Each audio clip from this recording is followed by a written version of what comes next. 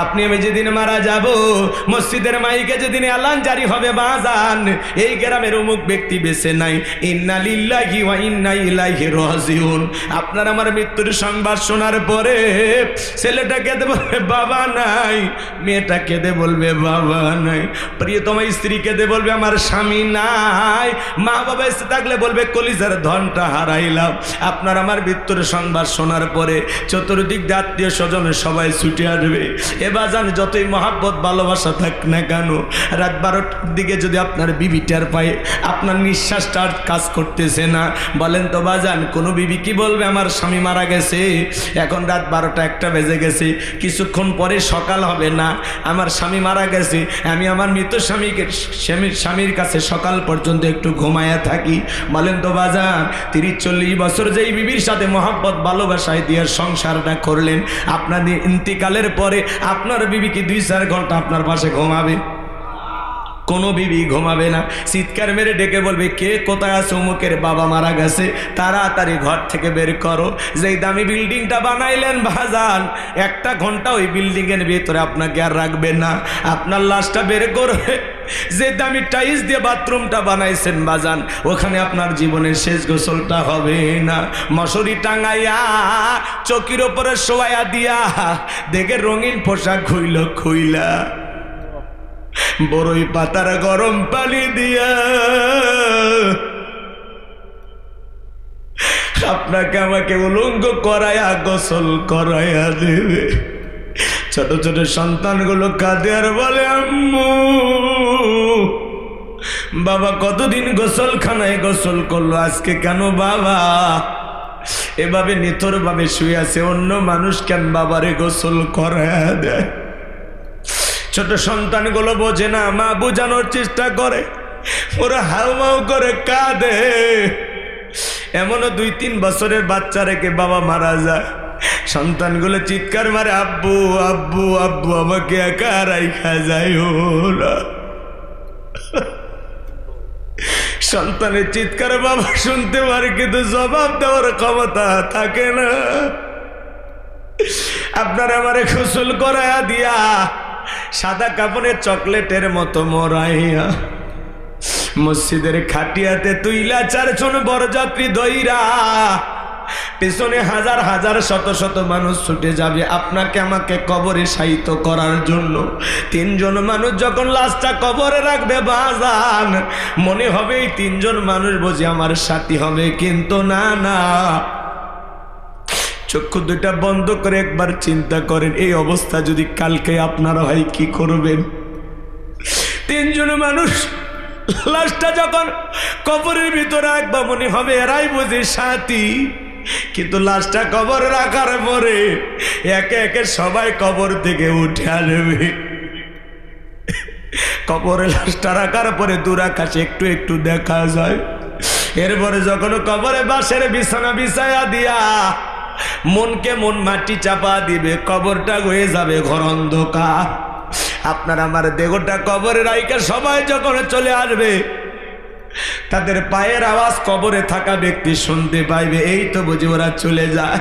চিৎকার মেরে ডেকে বলবে আমাকে একা রাইখা যায়ও না, সন্তানটা সাথে যাবে কিন্তু কবরের পাশে থাকবে না, চলে আসবে।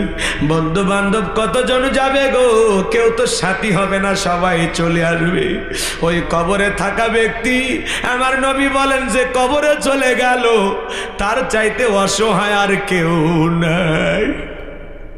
এই জন্য বিশ্বনবী বলেন কলা কলা রাসূলুল্লাহ সাল্লাল্লাহু আলাইহি সাল্লাম ইন্নামাল কুবরু রাবযাতুম মিন রিয়াদিল জান্নাহ আও হুফরাতুম মিন হুফারিন নার। রাহু তিরমিজি।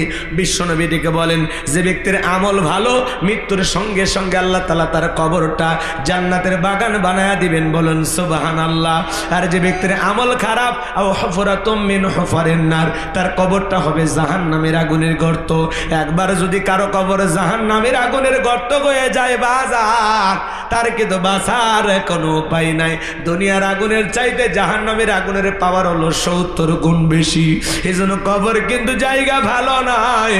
আমার আল্লাহ ডেকে বলেন, ফামাই আমাল মিসকালা যাররাতিন খায়রান ইয়ারা ওয়া মাই আমাল মিসকালা যাররাতিন শাররান ইয়ারা। বান্দারে, তুমি যদি যাররা পরিমাণ অনুপরিমাণে নেক আমল করো, ওইটা আল্লাহ তাআলা তোমার আমলনামায় লিপিবদ্ধ করে রাখবে। তুমি যদি যাররা পরিমাণ অনুপরিমাণে বদআমল করো, ওইটাও তোমার আমলনামায় লিপিবদ্ধ করা হবে। আর যারা গুনাহে একবার অন্ধকার কবরে যাবে, ওই কবরের ডানের মাটি বামে চলে যাবে, বামের মাটি ডানে চলে যাবে। এমন জোরে সাপ দেবে বাজার, এক পাজরের আর অন্য পাজরে ঢুকে যাবে। কবরে থাকা অন্ধ ফেরেশতা চোখে দেখে না, কানে শোনে না, হাতুড়ি দিয়ে আঘাত করবে, দেহটা চূর্ণ বিচূর্ণ হয়ে যাবে। কবরে থাকা সাপ মারলে 70 হাত দেহটা নিচের ভিতরে চলে যাবে। কবর কিন্তু জায়গা ভালো না। আপনি আমি দুনিয়াতে কেউ থাকবো না বাজান, ওই কবরে কিন্তু আপনাকে আমাকে যাইতেই হবে। নবীর প্রিয় সাহাবী হযরত ওসমান রাদিয়াল্লাহু তাআলা আনহু জান্নাতের সার্টিফিকেট প্রাপ্ত সাহাবী। এরপরে কবরস্থান দেখলেই কান্না করতেন হাউমাউ করে। মাঝে মাঝে কাঁদতে কাঁদতে কবরের পাশে অজ্ঞান হয়ে পড়ে যাইতেন হযরত ওসমান।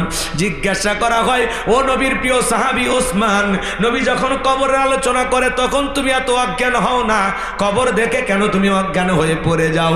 হযরত ওসমান ডেকে বলে, এই কবর হলো প্রত্যেকটা মানুষের প্রথম মঞ্জিল, প্রথম ঘাঁটি, প্রথম স্টেশন। এই কবরে 3টা প্রশ্ন করা হবে। যে সঠিক উত্তর দিতে পারবে তার মিজান ফুলসিরাতে কোনো টেনশন নাই। যে উত্তর দিতে পারবে না তার কিন্তু বাঁচার কোনো উপায় নাই, কারণ কবর হলো জায়গা ভালো না। কথা বলে না কেন? কবর জায়গা ভালো। 6 দিন পরে নখ খসে যাবে, 9 দিন পরে চুল। কবর গায়ের সামান নিতে কইরো না কেউ ভুল। 6 দিন পরে নখ খসে যাবে, 9 দিন পরে চুল। কবর গায়ের সামান নিতে কইরো না কেউ ভুল। কবর জায়গা ভালো নয়, কবর জায়গা ভালো নয়। আমল দিয়ে কবর গৃহ সাজিয়ে নিতে হয়। কথা বলে না? 17 দিনে পেট ফেটে শেষ পোকার খাদ্য হবে। 60 দিন পরে গোস্ত থাকবে না, কঙ্কাল পরে রবে। ভাবা যায়, পেটটা ফেটে যাবে, পোকাগুলো কিলবিল করবে, নাক মুখ দিয়ে পোকাগুলো প্রবেশ করবে। সুন্দর চুল, সুন্দর গোস্ত, চামড়া সব খসে যাবে। কি দুর্গন্ধ! মাঝে মাঝে কত মানুষের কবর ভেঙে যায়, লাশটা পচে গেলে কি দুর্গন্ধ বের হয়। আল্লাহ, আমাদের কবর যেন এরকম না হয়। আল্লাহ, আমলের মেডিসিন নিয়ে যেন আমরা ঘুমাইতে পারি। কয়েকদিন আগে এক হাফেজ সাহেবের লাশ পাওয়া গেছে, 12-14 বছর আগে দাফন করেছে। যেমন লাশ তেমনি আছে। 17 দিনে পেট পেটে শেষ পোকার খাদ্য হবে। 60 দিন পরে গোস্ত থাকবে না, কঙ্কাল পরে রবে। 90 দিনে হাড়গুলি সব, 90 দিনে হাড়গুলি সব আলাদা হয়ে রয়। কবর জায়গা ভালো নয়, কবর জায়গা ভালো নয়। আমল দিয়ে কবর গৃহ সাজিয়ে নিতে হয়। জোরে বলেন মারহাবা। ওই কবরের ভিতরে আপনাকে আমাকে প্রশ্ন করা হবে, মার রব্বুকা, তোমার রব কি? প্রশ্নের ভিতরে রব শব্দ আছে না নাই? জীবনের পরতে পরতে সব জায়গায় রব। কবরে ঢোকা মাত্র আল্লাহ তাআলা ফেরেশতারা আপনাকে আমাকে প্রশ্ন করবেন, মার রব্বুকা, তোমার রব কি? যারা এই দুনিয়ার রবের বিধান মেনেছে, রবকে এদিক খেয়াল করেন, রবের বিধান মোতাবেক চলেছে, যারা এই দুনিয়ার জমিনে রবের গোলামি করেছে, যারা খাঁটি মুমিন মুত্তাকি আল্লাহর প্রিয় নেককার বান্দা, নেক আমল করে কবরে যাবে যারা, কবরের প্রশ্নের সঠিক উত্তর দিতে পারবে তারা বলুন আল্লাহু আকবার। ওই নেককার মুমিন মুত্তাকি বান্দাকে যখন জিজ্ঞাসা করা হবে, মার রব্বুকা, তোমার রব কি? আল্লাহর সেই নেককার বান্দা জবাব দিয়ে বলবে, রব্বি আল্লাহ, রব্বি আল্লাহ, আমার রব আমার আল্লাহ। আল্লাহু আকবার বলেন। কিন্তু যারা গুনাহগার, নাফরমান, বেঈমান, আল্লাহর অবাধ্য গোলাম, যারা বলেছিল খাও দাও ফুর্তি করো, দুনিয়াটা মস্ত বড়, যারা শয়তানের অসওয়াসায় পড়ে মিসগাইড হয়েছিল, ভুল পথে পরিচালিত হয়েছিল, ভুল ইনফরমেশন পেয়েছিল, ওই গুনাহ করতে করতে গুনাহের সাগরে হাবুডুবু খাইতে খাইতে মারা যাবে যারা, তাদেরকে যখন প্রশ্ন করা হবে মার রব্বুকা, তোমার রবকে, তারা ফেল ফেল করে তাকিয়ে থাকবে, উত্তর দেওয়ার ক্ষমতা থাকবে না। এই জন্য কবরে নেক আমল ছাড়া আপনার আমার কোনো দাম নাই। কোন দল করতেন, কোন দলের সভাপতি সেক্রেটারি ছিলেন, কবর এটা দেখে না, কবর দেখে নেক আমল। আপনি রিক্সা চালক, ভ্যান চালকও যদি হন, আপনি যদি কুড়ে ঘরে বসবাস করেন, দিন মজুরও হন, আপনার যদি আমল ভালো থাকে কবরে আপনার দাম আছে। আর দুনিয়াতে চেয়ারম্যান, এমপি, মন্ত্রী অনেক কিছু ছিলেন, প্রধানমন্ত্রীও ছিলেন, কিন্তু কবরে চলে গেলেন, নেক আমল ছিল না, কবরে আপনার 4 পয়সা দাম নাই। কথা বলে না কেন? দেখেন না পৃথিবীর জমিনে কত ধরনের ঘটনা ঘটতেছে, আপনারা দেখেন না, রাগ করেন? তাহলে কবরে 1 নাম্বার প্রশ্ন মান রব্বুকা, তোমার রবকে। যারা রবের গোলামি করেছে, যাদের রবের সাথে সম্পর্ক ছিল, যাদের সম্পর্ক মসজিদ মাদ্রাসার সাথে ছিল, কোরআনের সাথে ছিল, নবীর সাথে ছিল, আল্লাহর সাথে ছিল, কথা বলেন না কেন, জীবন ব্যবস্থা ইসলামের সাথে ছিল, তারা উত্তর দিতে পারবে রব্বি আল্লাহ। কিন্তু যারা খাও দাও ফুর্তি করো, রং তামাশায় বাপ দাদার ধর্মকে মানছে, আল্লাহর ধর্মকে বাদ দিয়া, তারা উত্তর দিতে পারবে না। তাহলে কবরের 1 নাম্বার প্রশ্ন মার রব্বুকা, জীবনের সব জায়গায় রব আল্লাহ, আমার রব, এই রবই আমার সব। ইন্নাল্লাযীনা ক্বালু রাব্বুনাল্লাহ, নিশ্চয়ই যারা বলে আমাদের রব কে, একটু চিৎকার মেরে বলেন কে? আল্লাহ। আসমানের দিকে শাহাদত আঙ্গুলি উঁচু করে বলেন তো, চিৎকার মেরে বলেন আমাদের রব কে?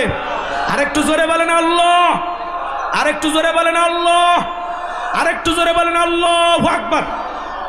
এই যে আল্লাহ আল্লাহ বলে ডাক দিলেন, আল্লাহ খুশি না বেজার? বাপকে যদি দেখতেন আব্বা আব্বা আব্বা, আব্বা রাগান্বিত হয়, বলে এই চুপ, বাপ বাপ করিস কেন, তুলে আসার মারবো। মানে যদি বলেন মা মা মা, মাও রাগান্বিত, বলে এই অত মিয়া মিয়া করিস কেন, বিয়ে দিলে 2 বাচ্চার বাবা হয়ে যাবি, মিয়া মিয়া ছাড়লি না। তার মানে কি, অতিরিক্ত বাবাকে বাবা বললে বাবাও রাগান্বিত হয়, মাও রাগান্বিত হয়। কিন্তু এমন এক স্রষ্টা, এমন এক মালিক, এমন এক রব, এমন এক আল্লাহ পেয়েছি, কোটি কোটি বার ডাক দিল বিরক্ত হন না, যিনি, তিনি কে? যত ডাকবেন আল্লাহ আল্লাহ আল্লাহ, তত খুশি হবে বান্দার উপরে। কথা বলে ঠিক না? কিন্তু আমরা আল্লাহকে ডাকি না। এই জন্য আল্লাহ বলেন ইন্নাল ইনসানা লিরাব্বিহি লাকানুদ, মানুষ বড় অকৃতজ্ঞ। ডাইরেক্ট বাংলা ভাষায় যাকে বলা হয় নিয়ামত হারাম। আল্লাহর দুনিয়ার এত নিয়ামত খায়, আল্লাহর শুকরিয়া আদায় করি না, খালি ফেসবুকে লিখি শ্বাস নিচ্ছে আলহামদুলিল্লাহ, সুস্থ আছি আলহামদুলিল্লাহ, কিন্তু জায়গা মতো নাই। কথা কয় না কে? রাগ করতেছেন আপনারা? তাহলে সব সময় জবানে জিকির হবে কার? সব সময় ইবাদত হবে কার? কারা কারা নেক আমল করে কবরে যেতে চান 2 হাত তুলে মালিককে দেখান। আল্লাহ আমাদের সবাইকে নেক আমল করা তৌফিক দান করুন। ছিল বলেন আমিন। আর একটু জোরে বলেন আমিন। কেন আল্লাহর নেক, কেন আল্লাহ তাআলার গোলামি করবেন না? কেন নেক আমল করবেন না? এত সুন্দর নাক, এত সুন্দর চোখ, এত সুন্দর ঠোঁট, এত সুন্দর চেহারা কে দিয়েছে? কে দিয়েছে?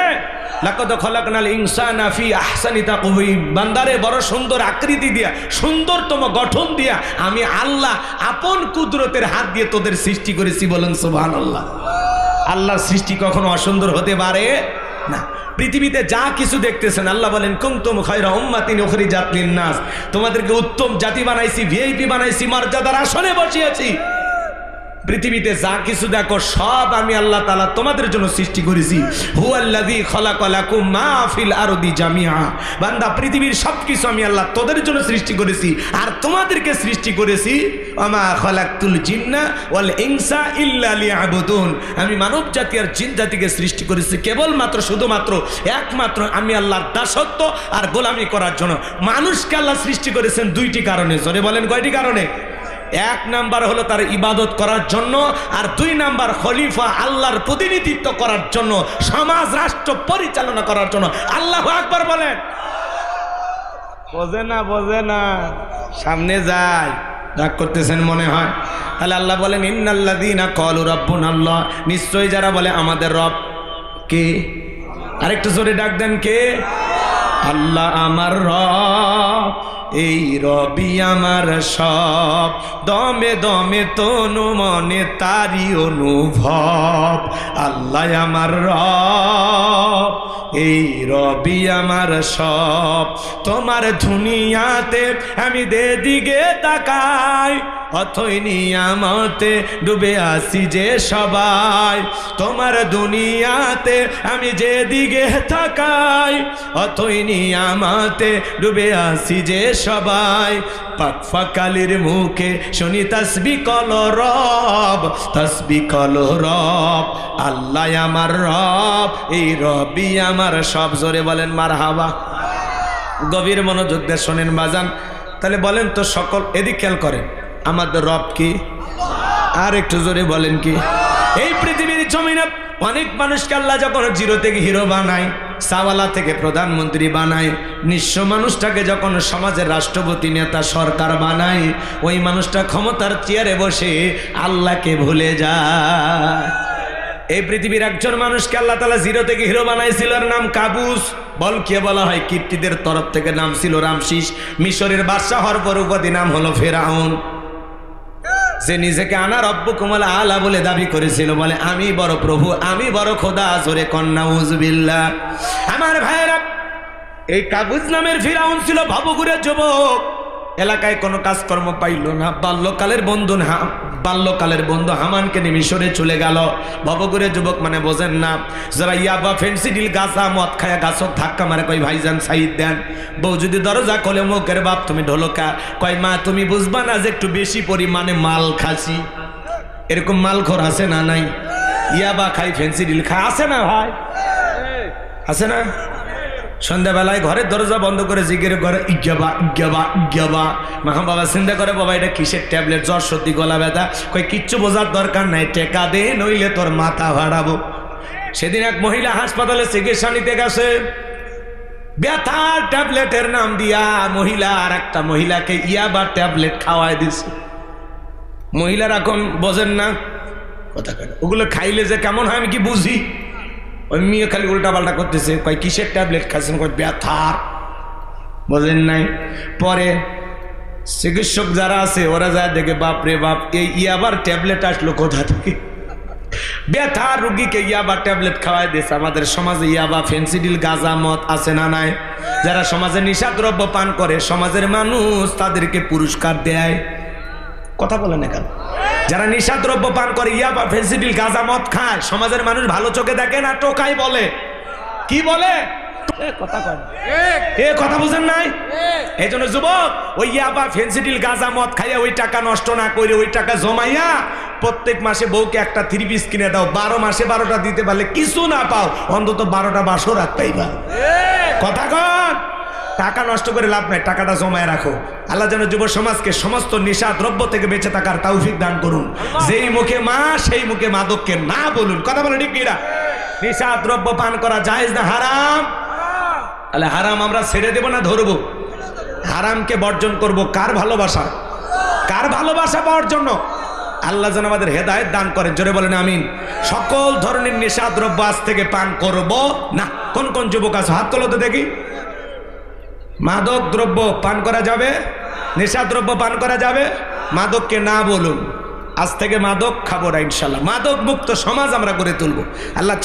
আল্লাহ পাক আমাদের সবাইকে আমল করা তৌফিক দান করুন। চিল্লা বলুন আমিন। সম্মানিত ভাইরা আমার, আমি লম্বা করব না, সংক্ষিপ্ত কথা বলে দিয়ে যায়।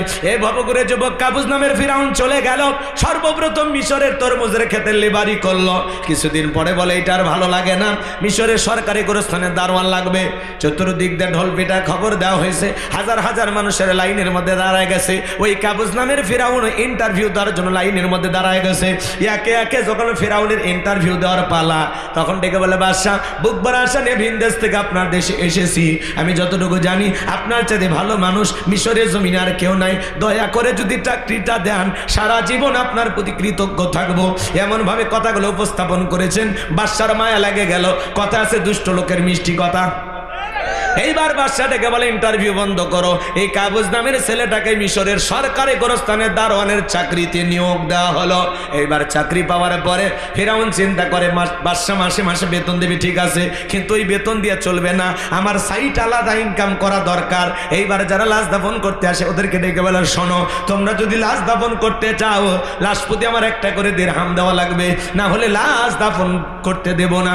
জনগণটিকে বলে, টেনশনে পড়ে গেলাম, একটা দিরহামের জন্য লাশ নিয়ে বাদশার দরবারে চলে যাব, লাশ পয়সা গুলে শেষ হয়ে যাবে, অতএব একটা টাকা যদি পাই এই ছেলেটাই পাক। এই কথা ভেবে জনগণ একটা করে দিরহাম দেওয়া শুরু করলো। এই 1 টাকা হইলেও এইটার নামও ঘুষ। বাংলাদেশে অবশ্য ঘুষ নাই, আছে নাকি? শোনো, এই দেশটার গল্প করি, দেশটা মনে হয় স্বপ্নপুরী, সুদখোর ঘুষখোর মদখোর জুয়াখোর হে তাই আসে ভুরি ভুরি, হে তাই আসে ভুরি ভুরি। এ দেশে অসৎ কামাই কেউ করে না, তবে ঘুষের টাকা পেলে কেউ তো ছাড়ে না। টেবিলের নিচ দিয়ে হাত বাড়িয়ে কালো টাকাটা নেই সারিয়ে, টেবিলের নিচ দিয়ে হাত বাড়িয়ে কালো টাকাটা নেই সারিয়ে, করছে ওরা বড় দেশের চুরি, করছে ওরা বড় দেশের চুরি। শোনো, এই দেশটার গল্প করি। কথা বোঝেন নাই? একটা ছেলের চাকরির জন্য 5 লাখ 10 লাখ 20 লাখ টাকা পর্যন্ত ঘুষ ওপরওয়ালাকে দেওয়া লাগে। ওপরওয়ালা বলতে কি ফেরেশতা এসে নিয়ে যা? এই দেশের চেয়ার টেবিল পর্যন্ত ঘুষ খায়। ভাইরা আমার, মনে অনেক দুঃখ কথা জমা আছে, বাজানের সামনের দিকে যাই গেলে আপনারা মজা বুঝবেন। এইবারে গোরস্থানে লাশ দাফন শুরু হয়ে গেল, একটা করে দিরহাম জনগণ দিতে বাধ্য হয়ে গেল। আল্লাহর খেলা বোঝা বড় দায়। ওই জামানার একটা মহামারী দিলেন, সেই মহামারীর নাম হলো ডায়রিয়া, কলেরা। 2020 সালে আল্লাহ তাআলা আমাদেরকে একটা মহামারী দিয়েছিলেন, যে মহামারীর নাম কি ছিল? ধরো না, শুইও না, নাম হলো করোনা। বাবার করোনা হয়েছে, হাসপাতালে মারা গেছে, বাবার লাশটা দেখতেও যায় নাই, বাবার কবরে মাটিও দিতে যায় নাই। বাবার সম্পত্তি ভালো লাগে, কিন্তু বাবা মারা গেলে বাবার লাশটা বোঝা মনে হয়। কথা কন, কথা কন, বোঝেন না? মায়ের করোনা ধরা পড়েছে, সন্তান প্যাকেট করে মাকে জঙ্গলে ফেলায় আসছে। কথা বলেন ঠিক কিনা? এই করোনা মহামারী বুঝে দিয়েছে দুনিয়াতে কেউ কারাপন না। বন্ধুর করোনা হয়েছে, আর এক বন্ধু দেখতে যায় নাই, ভাইয়ের হয়েছে আর এক ভাই দেখতে যায় নাই, বোনের হয়েছে আর এক বোন দেখতে যায় নাই, এমনকি স্বামীর করোনা হয়েছে, স্ত্রী কাছেও যায়নি, স্বামী আলাদা রুমে, বউ আলাদা রুমে। একটা ভাঙ্গা প্লেটে কিছু খাবার টাবার সাজাইয়া বাঁশের একটা লম্বা লাঠি দিয়া ওই খাবারের প্লেটটা এরকম ঠেলা দিয়া 5 দিয়া স্বামীর ঘরের ভিতরে ঢুকাইয়া দিস। স্বামী যখন সুস্থ হয়েছে, বিবি তখন ডেকে বলে, জোসনার বাপ, আমি তোমারে কত ভালোবাসি তুমি জানো না। শাড়ি দিয়ে মুখটা মুছে দেয় আর বলে, তাহাজ্জুদ পড়ে পড়ে তোমার জন্য দোয়া করতাম, আল্লাহ যেন আমার জোসনার বাপের হায়াত বাড়ায়া দেয়।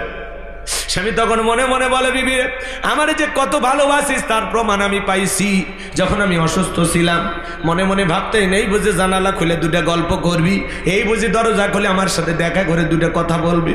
মনটা ছটপট করতো, মোবাইলে তোর ছবি ছিল, দেখতাম আর চুমা খাইতাম। আমি তোরে ভালোবাসতাম, কিন্তু তুই আমারে ভালোবাসিস না। আমারে যদি কত ভালোবাসিস তার প্রমাণ আমি পাইছি। আমি যখন করোনা রোগী ছিলাম তখন আমারে তুই বাঁশ দিয়া খাওয়াইছিস। কথা কার?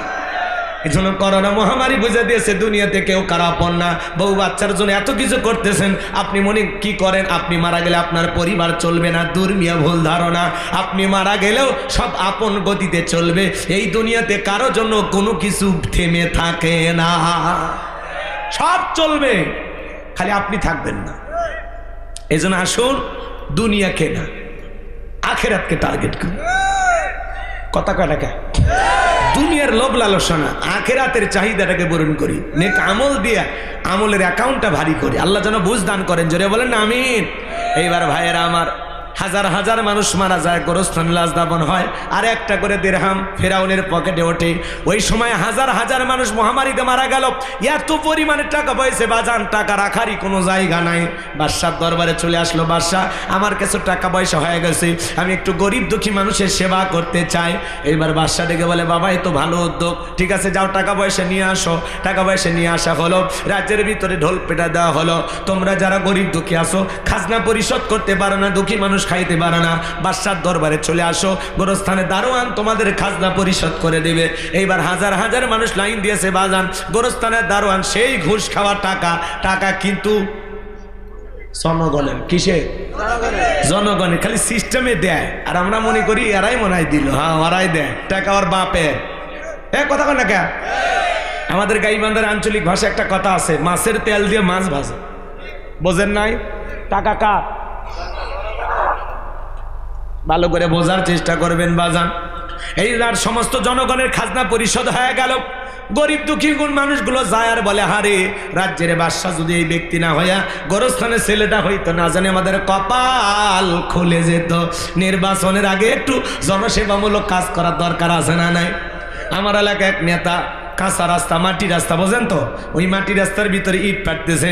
মানুষজন বলে, বাবা এখনো তো নেতা হও না, ইট পাটতেছে, ব্যাপারটা কি?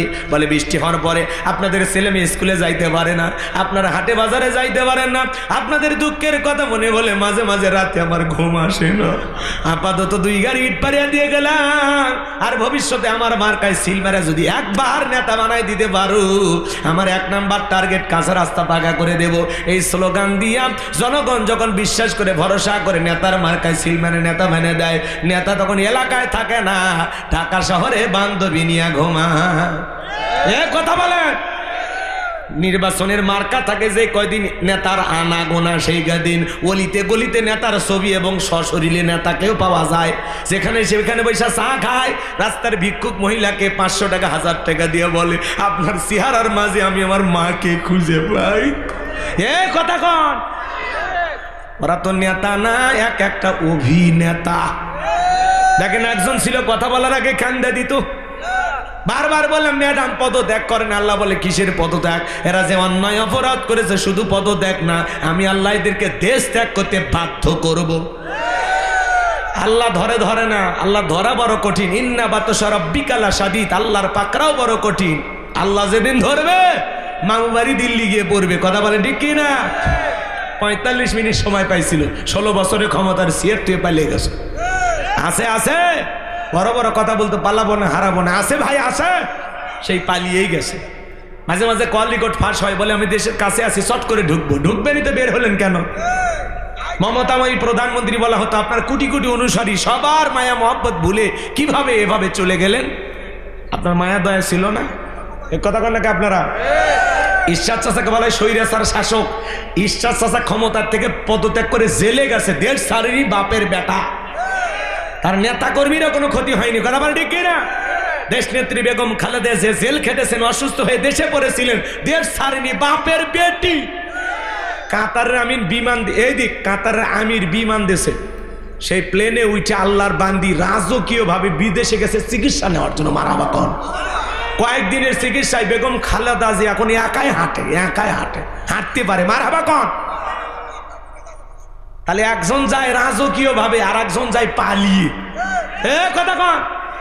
আবার বড় বড় কথা না, বলে আমি দেশে আসবো। আসবেন, ঠিক আছে আসেন। যাওয়ার আগে বলছিলেন, তাহলে আসার আগে বলা লাগবে কেন? যেই দিক দিয়ে মন চায় আসেন। আমরা জানি না মেয়ে মানুষ কতদিন বাইরে থাকবে, আমাদের মায়া দয়া আসে, আপনি আসেন। এই দেশ আপনার স্বামীর, এই দেশ আপনার বাবার। কথা কন ঠিক কি না? ববু আইবা, তুমি আইবা গো, সেই দিন আইসা বুবু ক্ষমতা পাইবা না। এ যুবক চলবে? 2 হাত তুলে বলো চলবে। লিল্লাহে তাকবীর। ববু আইবা, তুমি আইবা গো, সেই দিন আইসা বুবু ক্ষমতা পাইবা না। খোঁজ নাই বুবু কাদের কাকার, অবস্থা খারাপ তোর বেশ বাবার, হাউ নাঙ্কেল এখন সামনে আসে না। নেতা কর্মী সব জেলের ভিতর, আমি আসি ডরের ওপর, কখন জানি আসে গ্রেফতারি পরোয়ানা। বুবু আইবা, তুমি আইবা গো, সেই দিন আইসা বুবু চিয়ার পাইবা না। ক্ষমতার চেয়ার থেকে নামা সহজ, কিন্তু এই চেয়ারে ওঠা কঠিন। 16 বছর লাগছে চেয়ার ছাড়তে। কথা কার? আর আমরা সিদ্ধান্ত নেব আগামীতে আর যাই হোক কোন নারীকে এই দেশের প্রধানমন্ত্রী বানাবো না। আগামীতে বাংলাদেশের পুরুষ হবে প্রধানমন্ত্রী। কারা কারা চান হাত তুলে দেখা। লিল্লাহে তাকবীর, লিল্লাহে তাকবীর। হ্যাঁ, নারীদের দেখার দিন শেষ। আগামীতে পুরুষের বাংলাদেশ। পুরুষ হবে আমাদের অভিভাবক, যে দলেরই হোক পুরুষ নেতা চাই। মেয়েদের রাগ বেশি, জেদ বেশি, দেখেন না? স্বামীর সাথে ঝগড়া লাগে, হাড়ি পাতিল ভেঙে ফেলে দেয়, স্বামী তুলে আসার মারে, একটু নির্বিষ হয়ে গেলে নারী নির্যাতনের মামলা দেয়। কথা কর। 16 বছর ঘর জামাই ছিলাম, কিচ্ছু বলতে পারি। এই জন্য সামনে পুরুষ দরকার। চলবে চলবে না কি? ঘুম ছাড়ছে তো? চলেন বাজান, অনেক কথা বলার আছে, এই জন্য যার তার কথা বিশ্বাস করা যাবে না। ওই জন্য আগে বললাম, মার্কা থাকে যে কয়দিন, নেতার আনা গোনা সে কয়দিন, নির্বাচনের ওই কয়দিন যেভাবে এলাকায় চুষে বেড়ায়, অলি গলি পাওয়া যায়, বাকি 5 বছর পাস করার পরে ওইভাবে যদি এলাকা ঘুরে বেড়াইতো, নেতার ভোট চাওয়া লাগতো না। নেতার মার্কায় সিল মেরে প্রত্যেক বছর মানুষ নেতা বানাইতো। কিন্তু ভোটের সময় কাছে আসে আর পাস কথা কন না কে বোঝেন নেই? ভোটের আগে রাস্তার ভিক্ষুক ফকির মিসকিন সবাইকে চাপে ধরে, ইমোশনাল ডায়লগ দেয়। কিন্তু নির্বাচিত হওয়ার পরে নেতা কোট টাই স্যুট পরে দামি গাড়ি নিয়ে এলাকা আসে, 5 গাড়ি নিয়ে। নেতার কাছে যায়, যদি কেউ একটু টাচ করে, এই জানিস বেটা এই কোটের দাম কত? ফাজিল, সিঙ্গাপুর থেকে নিয়ে এসেছি, 5,32,200 টাকা। কথা কয় না কে? তখন জনগণ টাচ করবে, দেয় না টাচ। আর নির্বাচনের আগে রাস্তার ভিক্ষুক নাই, গরিব নাই, দুঃখী নাই, সবাইকে চাপে ধরে। মানুষ কয় যে মানব দরদি নেতা, সাক্ষাৎ উমরের ছোট ভাই। কথা কয় না কে? এগুলো হলো সব আবেগ। আবেগ করে সামনের দিকে যায় আমার ভাইয়েরা। এজন্য ওদেরকে সেনা বড় দায়, ওরা নানান ধরনের ভ্যাস ধারণ করবে নির্বাচনের আগে, ওদের ভ্যাস দেখে ভোলা যাবে না। আর আমাদের দোষ আছে, নির্বাচনের আগে 500 টাকা 1000 টাকার বিনিময়ে আমরা ভোটটা বিক্রি করে দিই। এমনও মুসলমান আছে না নাই? আমার এক নানি ছিল, নির্বাচনের পরে আমি এলাকায় গেছি, আমারে বলে নানা দোয়া করিস। কেন? কয় এক রাতে 4200 টাকা কামান। কেমনি ভাইলি নানি? বলে যে নির্বাচনের আগের রাত, যেটাকে বলা হয় কালো রাত, ওই রাতে আমার দরজা এসে নক করে, নানি বাড়িতে আসিস? বলে হ্যাঁ আসি। কয় আমি অমুক মার্কার লোক, 500 টাকা দিলাম, ভোটটা আমারে দিবি। এই কথা বলে যত মার্কার লোক আসছে, নানা কারো মন বেজার করিনি। 2 দিন পরে কবরে যাব, কার মনে দুঃখ দিব? সকালবেলা গুইনে দেখি 4200 টাকা কামাই। যেই দেশের জনগণ নির্বাচনের আগে 500 টাকা 1000 টাকার বিনিময়ে নিজের ভোটটা বিক্রি করে, এমন জনগণ দিয়ে দেশে ইসলাম কায়েম করা যাবে না।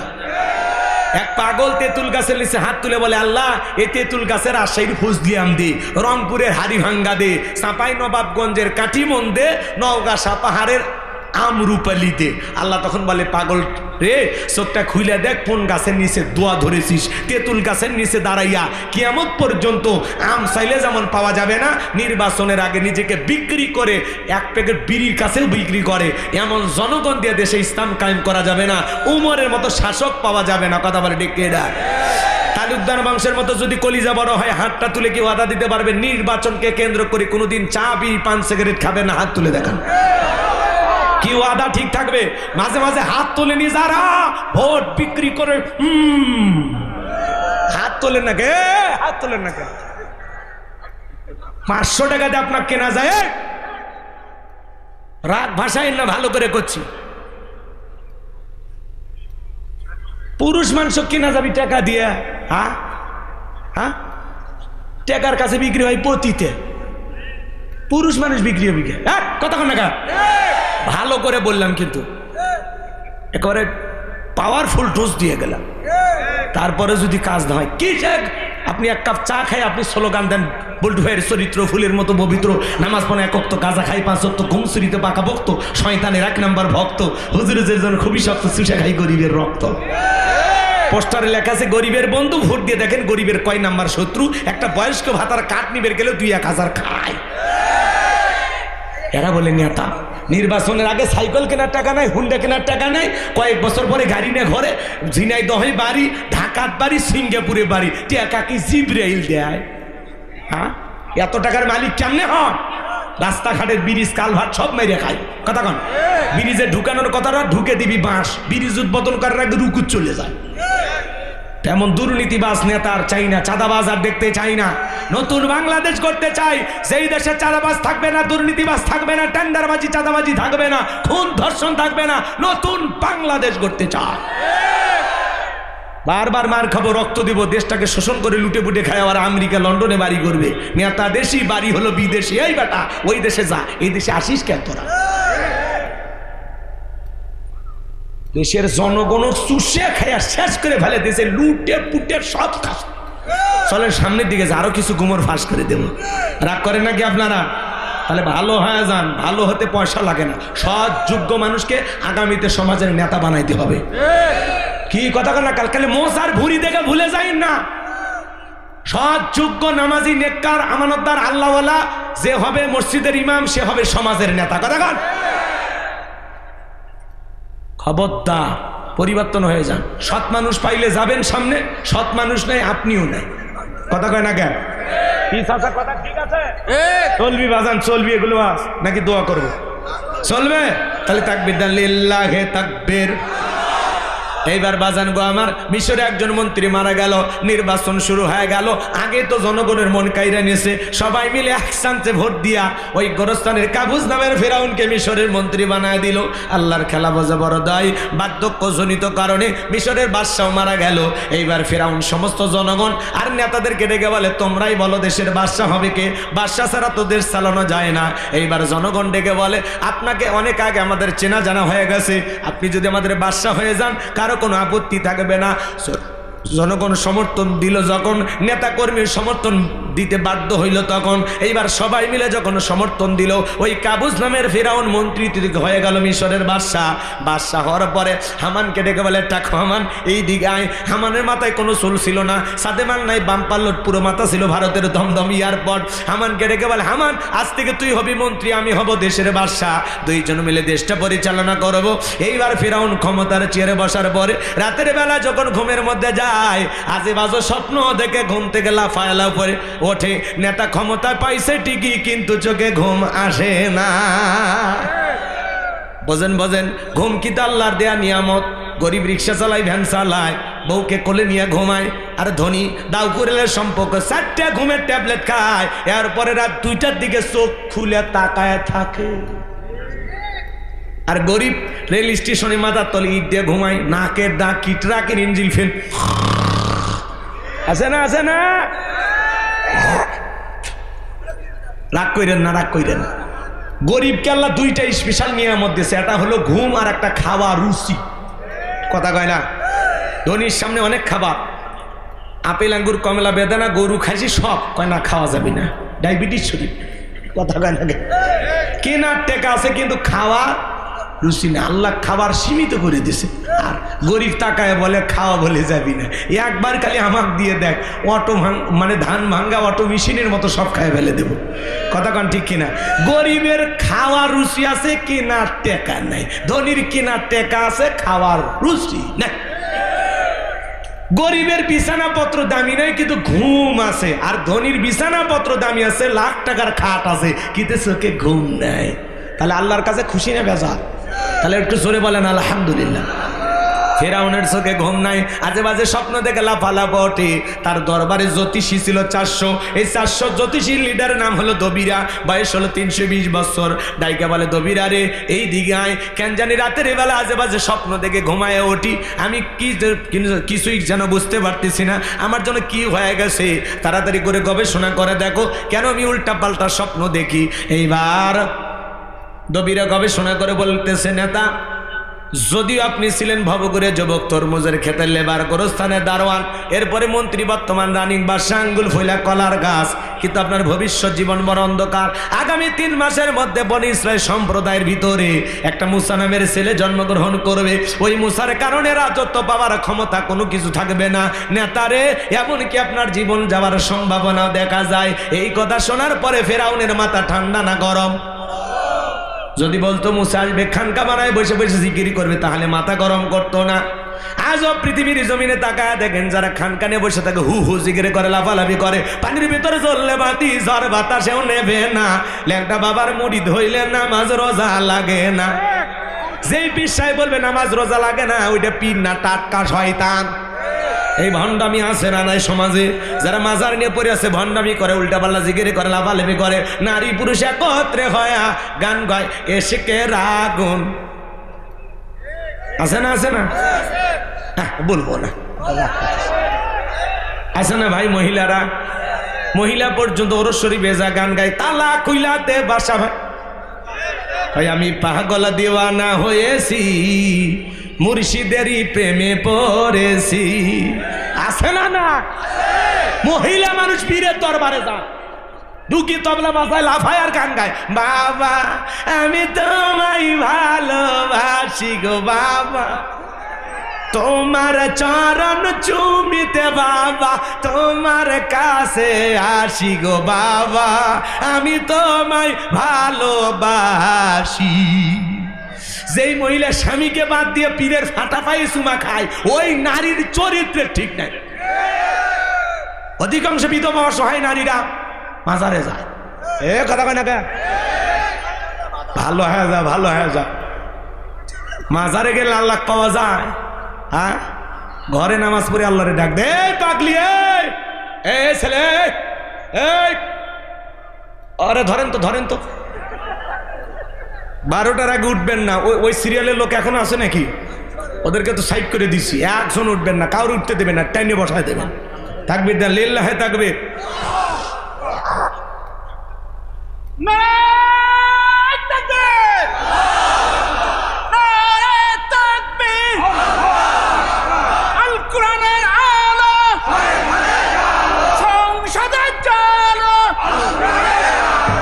আমার বন্ধুগণ, ও ঝিনাইদহবাসী কলিজার টুকরা ভাইয়েরা, আমি যে কথা বলতে যাচ্ছিলাম বাজান, ভণ্ড পীর যেখানে আমরা নাই, সেখানে ভণ্ডমি ইসলামে কোনো সাপোর্ট করে না। কথা বলেন, এই গাজা বাবা, তালা বাবা, সালা বাবা, লাউ বাবা, কদু বাবা, এদের সাথে ইসলামের কোনো সম্পর্কই নাই। কথা বলেন, ইসলাম পবিত্র, পরিষ্কার, পরিচ্ছন্ন একটি ধর্ম। কথা কন, এগুলো তুমি 30 বছর 40 বছর গোসল করবে, নাহলে ফাজলামি করার জায়গা ইসলামে নাই। কথা কন, এরা ইসলামের সবচাইতে বড় ক্ষতি করে। কথা কন, সাধু বাবা, লালু বাবা, কালু বাবা, তালা বাবা, সালা বাবা, গামছা বাবা, লাউ বাবা, কদু বাবা, টমেটো চোর বাবা, পায়খানা বাবা, এদের কাছে যাওয়া যাবে না।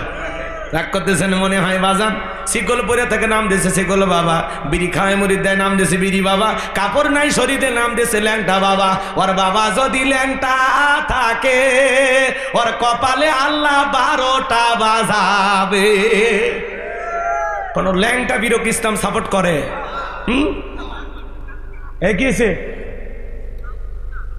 কিছু কইবা না, চুপচাপ থাকো, বেশি কথা বলে মাথা গরম হয়ে যাবে। কথা আমার ভাইরা চলেন সামনের দিকে যায়। তাহলে এদিক খেয়াল করেন, যারা ভণ্ডামি করে দুনিয়ার জমিনে খানকা নিয়ে মাজার নিয়ে বসে থাকে, ওদেরকে কেউ টার্গেট করে না। যারা আল্লাহর জমিনে আল্লাহর দিনকে প্রতিষ্ঠিত করতে চায়, কোরআনের সমাজ ব্যবস্থা কায়েম করতে চায়, আল্লাহর বিধান দিয়ে জমিনটা পরিচালনা করতে চায়, তাদেরকে টার্গেট করে করে জেলখানায় ঢোকানো হয়। ভালো করে বুঝবেন। এইবার শোনেন শোনেন, এইবার শুনে যান। এইবার ফেরাউন টেনশনে পড়ে গেল, কি করা যায়, কি করা যায়। হামানকে ডেকে বলে, হামান এই দিকে আয়। দবিরা কি বললো শুনলি না? বলে কি বলেছে? বলে মুসা নামের একটা ছেলে আসবে, তার কারণে রাজত্ব পাওয়ার ক্ষমতা থাকবে না, এটা তো মেনে নেওয়া যায় না।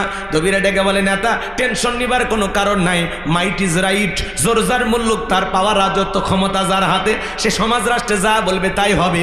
বলে কি করতে চাস? বলে মিশরের ক্ষমতা যেহেতু আমাদের হাতে, আমরা পরিষ্কারভাবে একটা কথা ঘোষণা করতে চাই, যত ছেলে সন্তান জন্মগ্রহণ করবে সবাইকে জবাই করে করে দুনিয়ার বুক থেকে বিদায় করে দেব, তাহলে আপনার শত্রু মুসার আগমন ঘটবে না।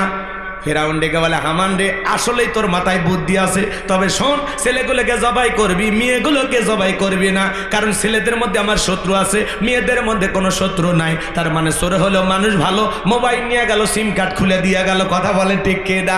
এইবার ছেলে সন্তান হইলেই ধরে আর জবাই করে, এমনও ঘটনা পাওয়া যায় বাজান, পেট চিরে সন্তানটাকে জবাই করে। কথা বলে ঠিক কে না? আমার ভাইয়েরা, এইভাবে হাজার হাজার সন্তান জবাই করতে লাগলো। মুসা মাত্র একজন, আর জালেমেরা হাজার হাজার জবাই করে। 3টা বর্ণনা পাওয়া যায়, কেউ বলেছেন 20,000, কেউ বলেছেন 24,000, কেউ বলেছেন 80,000। এইবার 3 মাস অতিবাহিত হয়ে যাওয়ার পরে দবিরাকে বলে, দবিরা ভাগ্য গবেষণা করে দেখ, আমার পথে রেখাটা মুসা মূল্য না বাঁচলো। দবিরা ভাগ্য গবেষণা করে বলে, নেতা যদিও বনি ইসরাইল মায়ের বুক খালি কইরা হাজার হাজার সন্তান জবাই করে দুনিয়ার জমিন থেকে বিদায় করে দিয়েছেন, কিন্তু আপনার পথের কাটা মুসা এখনো মরে নাই, মরে নাই, মায়ের কোলে জীবিত আছে, সুস্থ আছে, কিন্তু কোন বাড়িতে কোথায় আছে এইটা বলার ক্ষমতা আমাদের নাই। বলুন আল্লাহু আকবার। ওয়ামাকারু ওয়ামাকারাল্লাহ ওয়াল্লাহু খায়রুল মাকিরিন। খেলা কার? আল্লাহ চাই মুসারে বাঁচাইতে, আর ফেরাউন চাই মারতে। পার 14 গোষ্ঠী এক জায়গা হয়ে একটা পশম ছিঁড়তে পারবে না বাজান গো আমার। এইবার ফেরাউন রাগান্বিত হয়ে সেনাবাহিনীদেরকে ডেকে বলে, যাও এলাকায় তল্লাশি চালাও, চিরুনি অভিযান চালাও, যে জায়গায় মুসারে পাইবা ধরবার জবাই করবা, এতদিন মারে তো আসলটাই মারতে পারো নাই, যাও চতুর্দিকে ছড়িয়ে পড়ো। একদল সেনাবাহিনী মুসা নবীর বাড়ির দিকে রওনা করেছে। মুসা নবীর বরাবর নাম তার মারিয়ম, ডেকে বলে, মা ওই যে ফেরাউনের সেনাবাহিনী দেখা যায় মা, আর বুঝি ভাইকে বাঁচানো গেল না, ভাইকে তুমি কই লুকিয়ে রাখবা।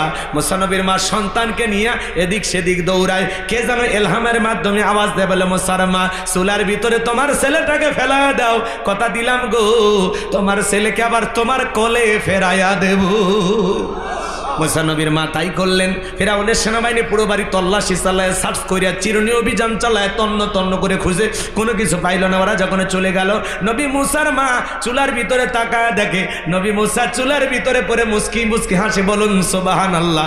সন্তানটাকে কোলের মধ্যে নিলেন, গালে মুখে চুমা খায়, আবারও কে জানো গাইবি আওয়াজ দে, বলে মুসার মা আর কতদিন জালেম ধরবে লুকিয়ে রাখবা, সিন্ধুক একটা বানায়া দরিয়ার বুকে ভাসায়া দাও, কথা দিলাম গো তোমার সন্তানটাকে তোমার কোলে ফেরায় দেব। জোরে বলেন মারহাবা।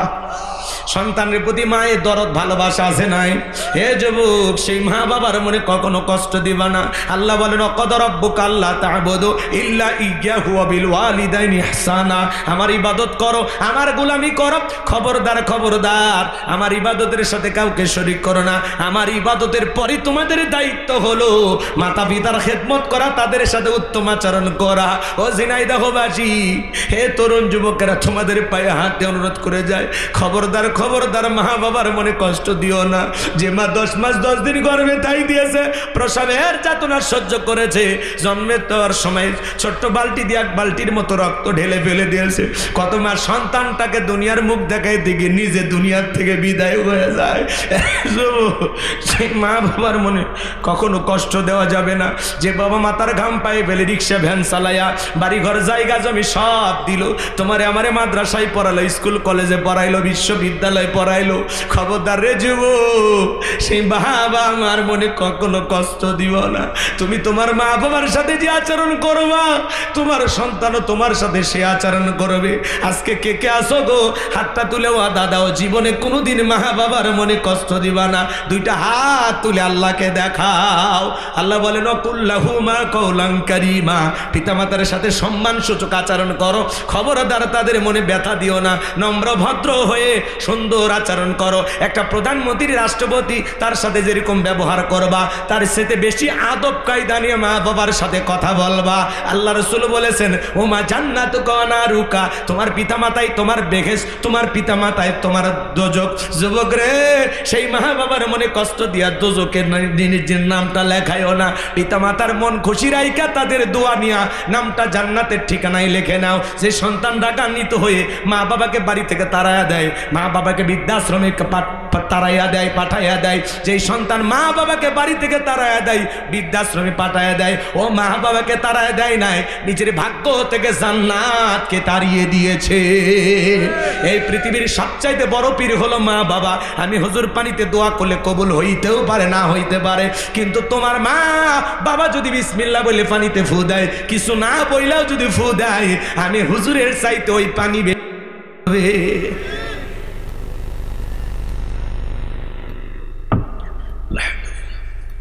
কষ্ট হয়। তুমি তোমার মা বাবাকে যদি ব্যথা দাও, তোমার সন্তানও ব্যথা দেবে। তাদেরকে তুমি খাইতে দিলে তোমার সন্তানও তোমারে খাইতে দিবে। তাদেরকে তুমি আলাদা করে না খাইতে দিলে তোমার সন্তানও তাই করবে। ভাই, পিতা মাতার ওয়াজ করলেও 2 ঘন্টা করা যায়, ওই দিকে যাওয়ার কোনো সুযোগ জ্ঞানী লোকের জন্য অল্পই যথেষ্ট, তাই না বাজার? মা বাবার মনে কখনো ব্যথা দিব না। পিতা মাতা অনেক বড় নিয়ামত, আমাদের বটবৃক্ষ। যারা মা বাবা হারায় ওরা ব্যথাটা বোঝে। কথা বলেন। এই যে আমি বাসায় যাব, বউ তাকায় থাকবে হাতে স্বামীর কি আছে, শ্বশুর শাশুড়ি তাকায় থাকবে হাতে কি আছে, কিন্তু মা বাবা চেহারাটার দিকে তাকায় থাকে, আমার সন্তানটা কেমন, কিছু খাইছে কিনা। কথা বলেন। যতবার ফোনে কথা বলি, মা বাইরে আসি দোয়া করেন, বলে বাবা খাইছো নাকি, খাইছো নাকি, খবর নেই। কথা কয় নাকি? আর বউ বাচ্চা ফোন দিয়ে বলবে হাদিয়া ঠিকঠাক দিছে, পাইছো, টাকা পাইছো। কথা কয় না খে? ওদের খালি টাকার ধান্দা। হ্যাঁ, আমার বিকাশে টাকা নেই, টাকা পাঠায় দাও, আমার মোবাইলে রিচার্জ নাই, রিচার্জ পাঠায় দাও, সন্তান এটা লিখবে ওইটা লিখবে, সারাদিন খালি বায় না। কথা কয় না? কথা কয় না? কসমেটিক ফুরিয়ে গেছে, এটা তো ওইটা দাও, এইটা দাও ওইটা দেয়, চাহিদা পূরণ করতে করতে আমাদের জীবন যৌবন সব শেষ। তা আমাদের মন পাওয়া যাবে না। খালি একবার যদি বলেন এটা হবে না, কোনটা দিছো শান্তি মতো, প্রত্যেকটা নিতে ঝগড়া করা লাগছে। তোমাকে আমি চিনি না, তোমার সাথে বিয়ে আমার জীবনটা শেষ হয়ে গেছে। রে কান্দন আর অভিনয় রে ভাই, পরে পরে ওদেরকে একটু পরে সাইজ করবো, রাগ করতেছেন। মহিলাদের একটু আজ হওয়ার দরকার আছে না? না, সামনের দিকে যায়। যুবকদেরকে একটু নাড়া দেওয়া লাগবে, ওদেরকেও সাইজ করা দরকার আছে না? না, সামনের দিকে যায়। আমার ভাইরা কথা মনোযোগ দিয়ে শুনবেন বাজান। এইবার মুসা নবীর মা টেনশনে পড়ে গেল, সিন্দুক পাবে কোথায়। সকালবেলা কে যেন ডাইকা বলে মিস্ত্রি লাগবে মা, আমি একজন মিস্ত্রি। মুসা নবীর মা ডেকে বলে কে গো মিস্ত্রি, তুমি এদিকে আসো, কি বানাইতে পারো বলো। মিস্ত্রি ডেকে বলে মা, আপনি যদি মনে করেন এমন একটা সিন্দুক আপনার দরকার, যেই সিন্ধুকের ভেতরে আপনার সন্তানকে তুলে দরিয়ার বুকে ভাসায় দিবেন, আপনি চাইলে আমি এরকম সিন্ধুক বানায় দিতে পারি। মুসা নবীর মাটিকে বলে মিস্ত্রি, তুমি তোমার মনের কথা বলেছো, এরকম একটা সিন্ধুক কি তোমার দরকার? মিস্ত্রি ডেকে বলে মা, ভিতর থেকে একটু পানি নিয়ে আসেন, যন্ত্রপাতি আছে ধার দেওয়ার জন্য, পানি লাগতে পারে, এবার না হলেও চলবে। এইবার মুসা নবীর মা ভিতর থেকে পানি নিয়ে এসে তাকায়া দেখে মিস্ত্রি সুন্দর একটা সিন্দুক বানায় দাঁড়িয়ে আছে। জোরে বলেন মারহাবা। সিন্দুকটা হাতের মধ্যে দিয়ে মিস্ত্রি দৌড়ায়, পিছন থেকে ডেকে বলে মিস্ত্রি, লোহার পয়সাকে নিবা না, কাঠের পয়সাকে নিবা না, তোমার পারিশ্রমিকের দামটা কি নিবা না? মিস্ত্রি ডেকে বলে মা, যারা বিপদে পড়ে আমি তাদের উপকার করি, বিনিময়ে টাকা পয়সা গ্রহণ করি না। মুসা নবীর মা ডেকে বলে মিস্ত্রি, এই বিপদের দিনে এত বড় উপকার করলা, টাকা পয়সা কিছুই নিলা না, অন্তত তোমার নামটা বলে যাও, মাঝে মাঝে তোমার কথা মনে হলে আল্লাহর কাছে তোমার জন্য দোয়া করব। মিস্ত্রি বলে মা, আমি দুনিয়ার সাধারণ কোনো মিস্ত্রি না, আমি আল্লাহর ফেরেশতা, আমার নাম হলো জিবরাইল। সিন্ধুকের ভিতরে নবী মুসাকে তুলে দরিয়ার বুকে ভাসায় দিল। আমি মারিয়মকে বলে মা, সিন্ধুকটা ভাসতে ভাসতে কই যায় খবর নিবি। ওই দিন বিকেলবেলা ফিরাউন তার প্রিয়তমা স্ত্রী আসিয়াকে নিয়ে আসতে সমুদ্রের সৈকতে হাওয়া খাইতে। মাঝে মাঝে বউকে নিয়ে আপনারা বিনোদন করবেন, হালাল বিনোদনে কোনো বাধা নাই। মাঝে মাঝে বউকে নিয়ে কক্সবাজার ঘুরতে যাবেন, পর্দা কইরা।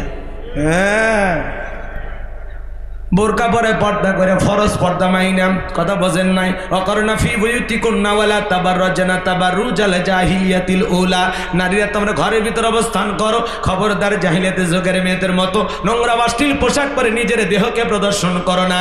মা বোনেরা বাহিরে যাবে যখন অবশ্যই বোরকা পরে পর্দা করে বাহিরে যাবে। তখন বাইরে যাইতে বাধা নাই, প্রয়োজনে বাইরে যেতেই হবে, তবে বোরকা পইরা, হাত মোজা পা মোজা লাগাইয়া, ঢিলা ডালা বোরকা পইরা, এমন ভাবে একজন নারী ঢিলা ডালা বোরকা পরবে, হাত মোজা পা মোজা লাগাবে, যাতে শরীরের কোনো অঙ্গ প্রত্যঙ্গ না বোঝা যায়। বোঝা যেন না যায় বোরকার ভিতরে ৭০ বছর না ১৬ বছর, এটা যেন না বোঝা যায়। কথা কয়, তুমি টাইটনিক টাইট ফিটিং বোরকা পরবে, ও বোরকা না ঘরকা কিচ্ছু বোঝা যায় না। কথা কয়, আছে না? বোরকা পড়ছে কিন্তু এত টাইট, এ কথা কয় না কে? রাগ করেন না বাজান, মন খারাপ করবেন না। মা বোন যারা বসে আছেন মা, খবরদার বেপরদায় চলবেন না মা, নিজের অঙ্গ প্রত্যঙ্গ মানুষকে দেখাবেন না মা। আপনার জীবনের সব সৌন্দর্য দেখার পৃথিবীতে একটা পুরুষের অধিকার, তার নাম হলো স্বামী। যতবারও তোমার ওই মন্টুর বাপকে দেখাও, কথা কয় না? সব পারো, শাহজালালের বাপকে খুশি কর, লিটনের বাপ খুশি কর, রুবেলের বাপ, বাদশার বাপ, কথা কয় না কে? হ্যাঁ, তোমার হাসানের বাপ খুশি কর। আগলি বোঝে না, সাজে অন্য মানুষের জন্য। সন্তানেরা ঘুম আসবে, আস্তে করে যাবেন, ড্রেসিং টেবিলের সামনে বসবেন, চেহারাটা সুন্দর করে পরিষ্কার করে ধুইয়া যা মনে চাই সাইজে গুইজে বসে থাকবেন। দরজা খোলা মাত্র স্বামী যেন আপনার চেহারার দিকে তাকাইয়া বলে, পরে না চোখের পলক, কি আমার বইয়ের রূপের ঝলক। আপনাকে দেখে যেন আপনার স্বামী আনন্দিত হয়, খুশি হয়, তার জীবনের সমস্ত ক্লান্তি, সারাদিনের কষ্ট সে যেন ভুলে যায়। পাগলি বোঝে না, সিরিয়া 3 পিস করে ঘুম পারে। এ কথা কয় না কে? হ্যাঁ,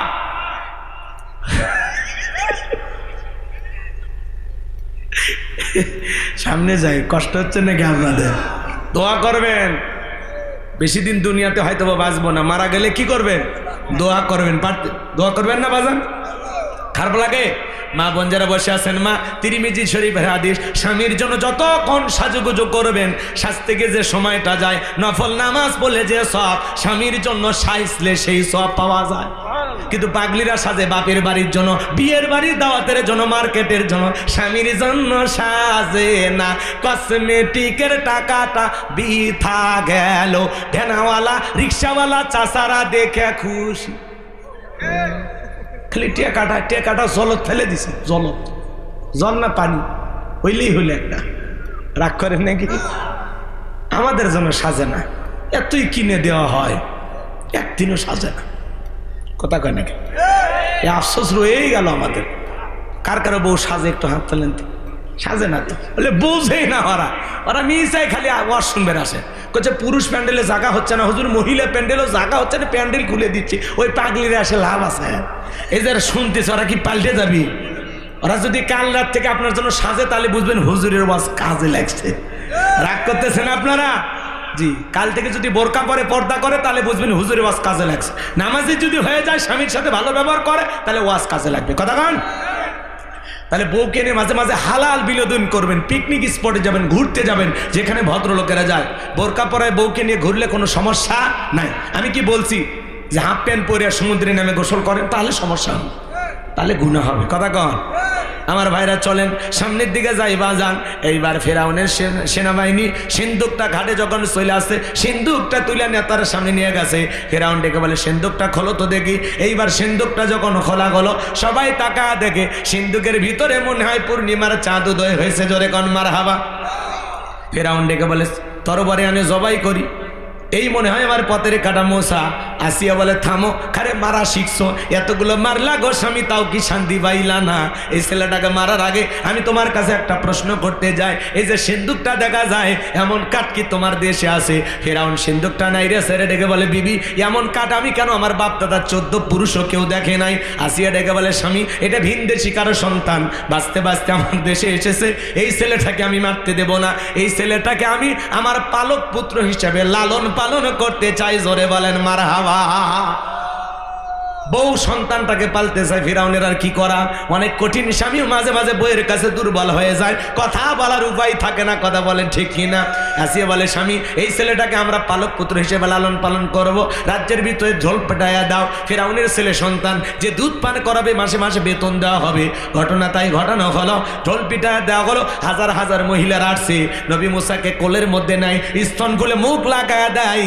আল্লাহর নবী মুসা কোনো মহিলার স্তনে দুধ পান করে না। জোরে বলেন মারহাবা।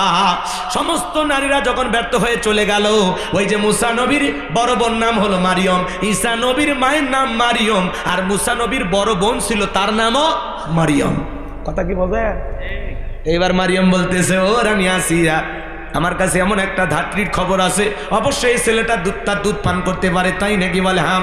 এইবার 2জন লোক পাঠাইয়া নবী মুসার মাকে ফেরাউনের দরবারে নিয়ে এসে গেল। নবী মুসার মা সন্তানটাকে কোলের মধ্যে নিয়ে যখন স্তন খুলে মুখ লাগাইছে, নবী মুসা মায়ের স্তনে দুধ খাওয়া শুরু করেছেন। বলুন সুবহানাল্লাহ। শিশুকাল থেকে নবীদের জ্ঞানী বানিয়েছেন তিনি কে? আসিয়া বলে আপনার বেতন ডাবল, থাকার কোয়ার্টার ফ্রি।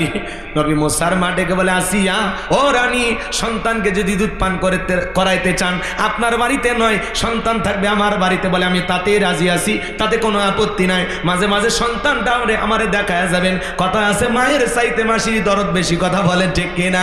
নবী মুসার মা পৃথিবীর প্রথম মা, যে মা তার আপন সন্তানকে দুধ পান করানোর বিনিময়ে মাসে মাসে বেতন পেয়েছিল। জোরে বলেন মারহাবা। দুধ পান করানো হয়ে গেল, নবী মুসা চলা ফেরার বয়সে উপনীত হয়েছে। আসিয়া একদিন ডেকে বলে, ফেরাউন, স্বামী আমার, সন্তানটাকে কোলে নাও, মানুষ দেখলে মনে করবে ছেলে তোমার না, ধর একটু কোলে নাও তো। মাঝে মাঝে দেখবেন মা বোনেরা বিরক্ত হয়ে গেলে, রাগান্বিত হয়ে গেলে বাচ্চার স্বামীর কোলে দিয়ে বলে, ধরো তো, সামলাও তো। বাপের মতো খারাপ, বাপও জ্বালায়, এইটাও জ্বালায়। বাপও হারামি, ছেলে হয়েছে ডবল হারামি। মানে সন্তান খারাপ হলে বাপের 14 গোষ্ঠী উদ্ধার করে, কয় বাপ দাদা চাচার কিচ্ছু ছাড়েনি। আর যদি ভালো হয় বলে মা যে ভালো, ভালো হলে সব গুণ মায়ের হোক, পাগলিরাই ভালো থাক, আমরাই অপরাধী হই। মাইনা নিলাম, যা। কথা কয় না কে? হ্যাঁ, অপরাধ মাইনা নিলাম। আল্লাহ আমার মা বোনের হেদায়েত দান করেন, জোরে বলেন আমিন। চলেন না বাজান সামনের দিকে যাই। এইবার সন্তানটাকে কোলের মধ্যে নিয়ে নবী মুসার কি সুন্দর চেহারা দেখে মায়া লাগে গেছে। কাপের হওয়ার পরে চুমা খাওয়ার আগ্রহ জাগছে। নবী মুসার দিকে যখন ঠোঁটটা বাড়াইতে চায়, কষি হাতে এমন একটা থাপ্পড় গালের মধ্যে বসায় দিয়েছে, চিৎকার মেরে উঠছে। আশেপাশে লোকজন দৌড়ে আসে, বলে নেতা এত জোরে চিৎকার মেলেন, ব্যাপারটা কি? বলে আমার চেহারা দেখে বোঝো না? হ্যাঁ, আমি কি তোদের ডাকছি? যা যা, এই যা, একজনও থাকবি না। ছেলে যে থাপ্পড় মারছে এই কথা জনগণকে বললে কি ইজ্জত থাকবে? ওদেরকে তাড়িয়ে দেওয়ার পরে বলে আমার বাড়ি আমি চিল্লাইছি, যা তোদের ডাকি নেই, যা সরে যা সরে যা। ওদেরকে তাড়িয়ে দেওয়ার পরে এইবার চিৎকার মেরে ডেকে বলে আসিয়া রে আসিয়া, আয় আয় তাড়াতাড়ি করে আয়। আসিয়া বলে কি হয়েছে? সারের মতো চিল্লাও কে? কই চিল্লাবো না, এর চোখে মুখে যে আগুন দেখছি রে। আসিয়া এ মুসা যারা কেউ না, তোর বাড়িটা দে, পথের শত্রুটা দূর করি। বলে এই ছেলে কি করছে? বলে এই ছেলে আমার গালে থাপ্পড় মারছে। আসিয়া বলে ঢং করা জায়গা পাও না, এই ছোট মানুষ কোনোদিন গালে থাপ্পড় মারতে পারে? ফেরাউন দেখে বলে বিবি রে তোরে কেমনে বোঝাবো, গাল তো তোর ছিল না, গাল ছিল আমার। মজা কি আমি টের পাইছি, এর থাপ্পড়ের ওজন বুঝা দেয়। এই ছেলেটাই ভবিষ্যতে মুসা হবে, জোরে কোন মারহাবা। এখানে আরো ঘটনা আছে, আমি আর ওইদিকে গেলাম না। নবী মুসার বয়স হয়ে গেছে 25 বছর। কয় বছর? 25 বছরের টকবাগে যুবক কিপ্তি আর বনি ইসরায়েলের মধ্যে লাগছে ঝগড়া। নবী মুসা আলাইহিস সালাম নিঃসম্প্রদায়ের লোকের পক্ষ নিয়ে কিপ্তিকে ডেকে বলে কি রে কিপ্তি, সব জায়গায় ফেরাউনের গরম দেখাস। দেখেন না এক এক পাতি নেতার, কিছু পাতি নেতায় বিদায় হয়ে গেছে, আবার নতুন পাতি নেতার জন্ম হয়ে গেছে। আমরা বলতে চাই বাজান, বারবার চাঁদাবাজ দেখেছি, নতুন করে চাঁদাবাজ আর দেখতে চাই না। যারা চাঁদাবাজি করতে আসবে আগে থেকে 20-30 জন পরিকল্পনা করে রাখবেন। ওরে ধরে বিদ্যুতের খুঁটির সাথে 3 দিন বাঁধে রাখবেন, হাফ প্যান্ট পরায়া। তারপরে পুলিশ এসে নিয়ে যাবে, উত্তম মাধ্যম দেবেন, মারে ফেলবেন। মারে ফেলা যাবেন, খালি এমনি থুয়ে দেবেন। যে শীত পড়ছে খালি হাফ প্যান্ট পরা থাকলেই তবিল খুঁজে পাওয়া যাবে না। এই বাদা রোজগার করে খাইতে পারিস না? এই কিসের চাঁদাবাজি রে? মানুষ ইনকাম করে বাঁচে না, ও চাঁদাবাজি করে। নাটক সিনেমা দেখে চাঁদাবাজি শিখছো নাকি? হ্যাঁ, কত কষ্ট করে 16 বছরের জুলুম থেকে মানুষ একটু বাঁচলো, আর আবার যদি কেউ নতুন করে দখলবাজি চাঁদাবাজি শুরু করে, ভাইলা সহ্য হয়? তোমরা কি শিক্ষা নিবা না? ভালো হয়ে যাও, যেই দলেরই হোক, যারাই করুক।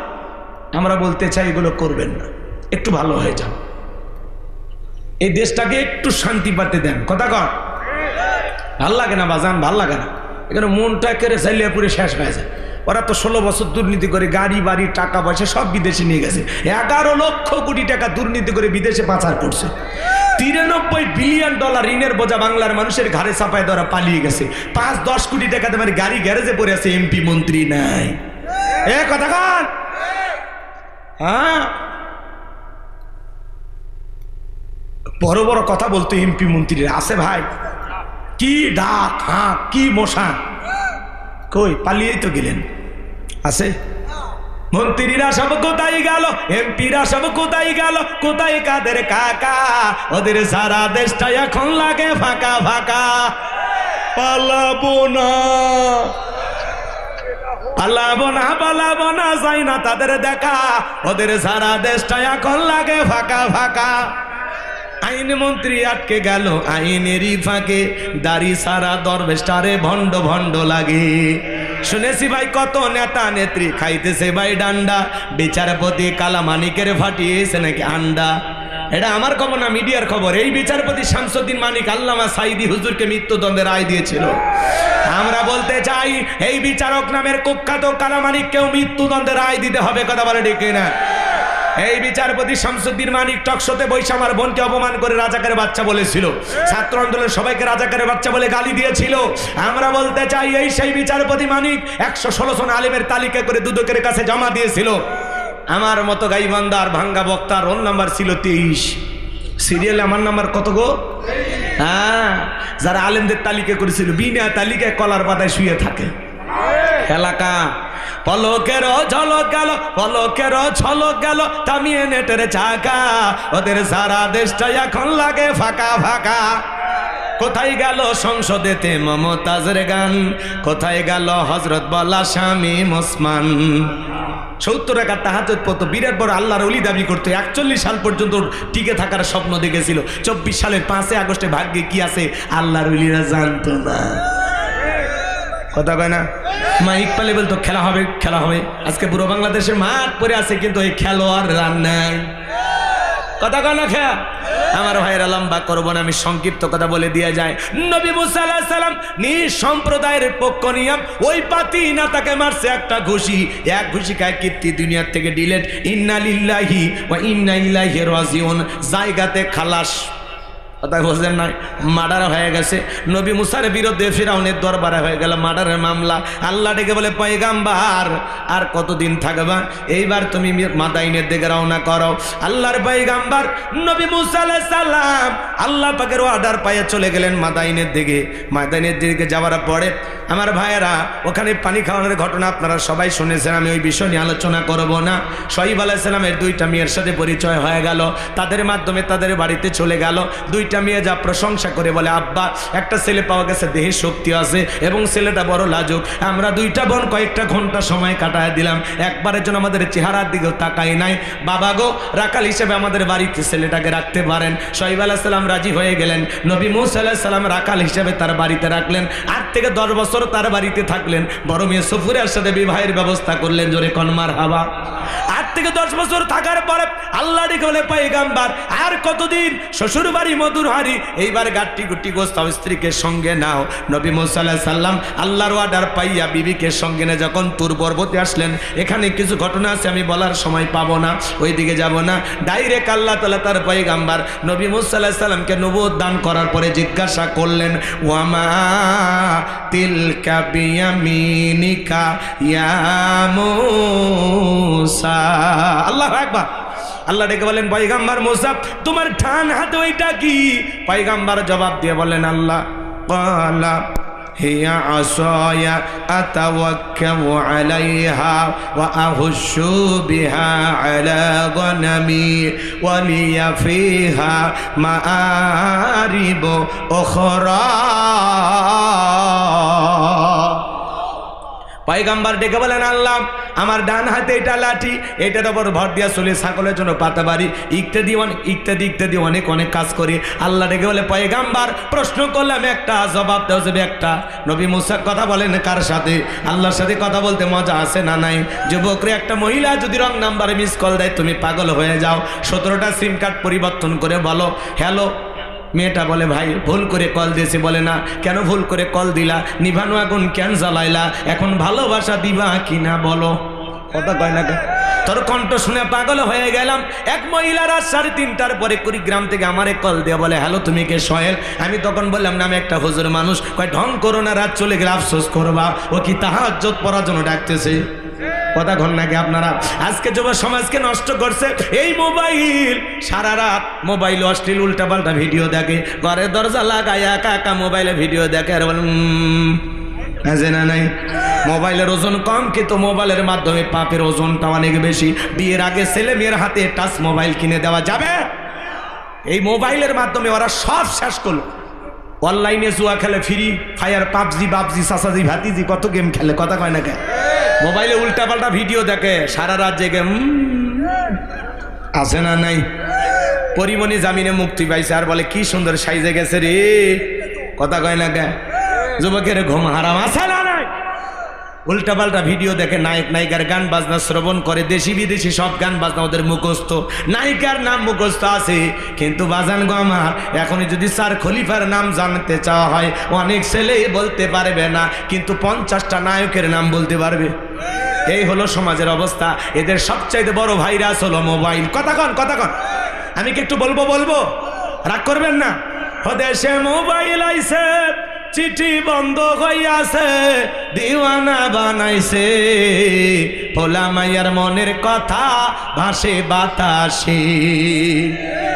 ও দেখো পোলা পানের মন বাদা ফেসবুকে এখন মোবাইলে চ্যাটিং কইরা কাটায় সারাক্ষণ।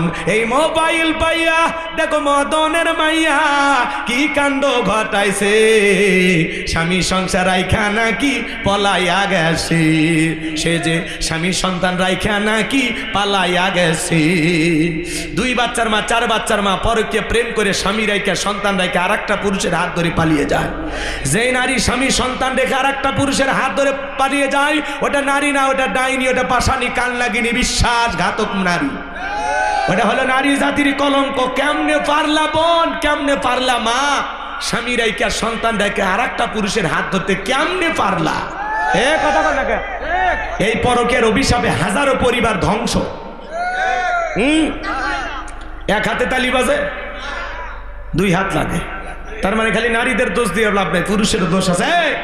একটা মহিলার সন্তান আছে, স্বামী আছে, তার দিকে কেমনি নজর যায়?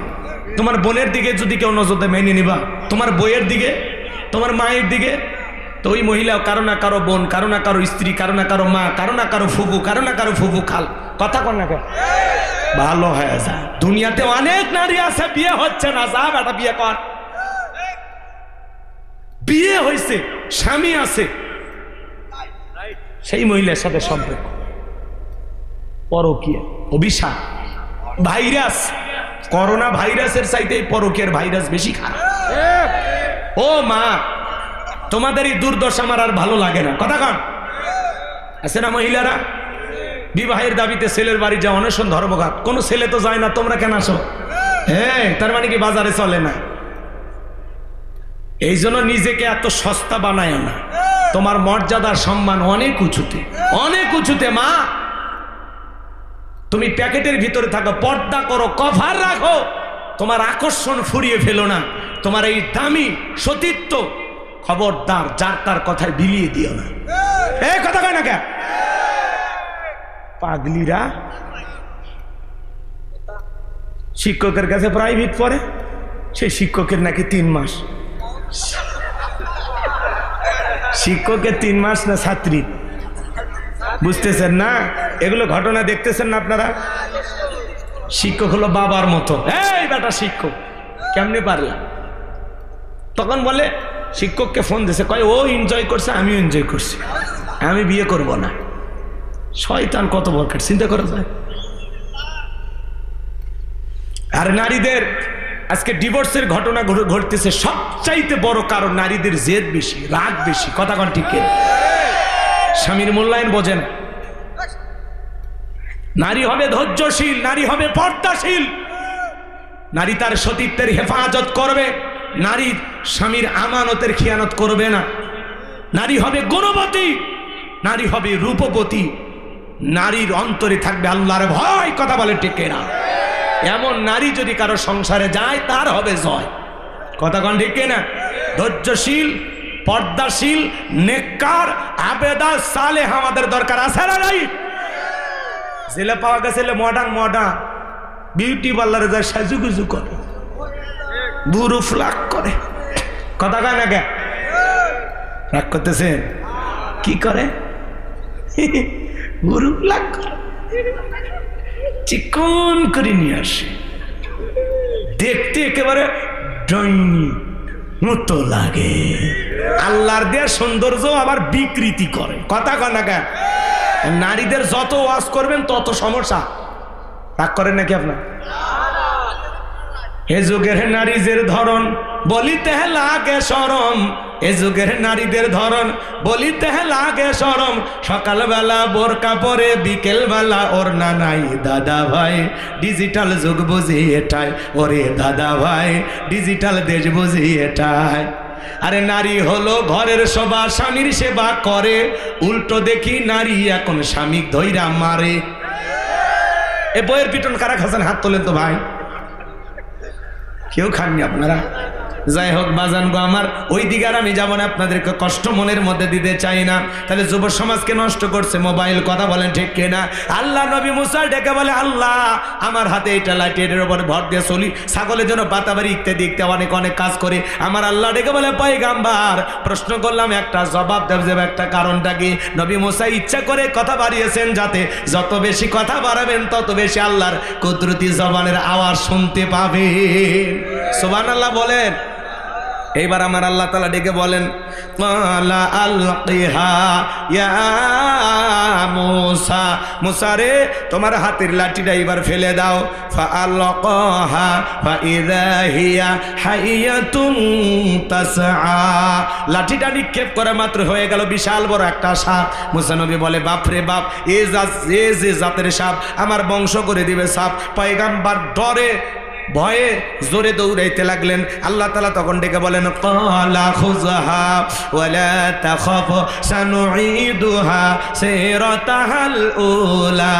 ও নবী মুসা ভয় পেও না, আমি আল্লাহ লাঠিকে সাপ বানাইলাম, আবার সাপের দিকে হাত বাড়াও, পূর্বের মতো লাঠি বানায় দেব। বলুন সুবহানাল্লাহ। নবী মুসা ভয়ে ভয়ে যখন সাপটা ধরতে গেছে, আবারও কি হয়ে গেছে?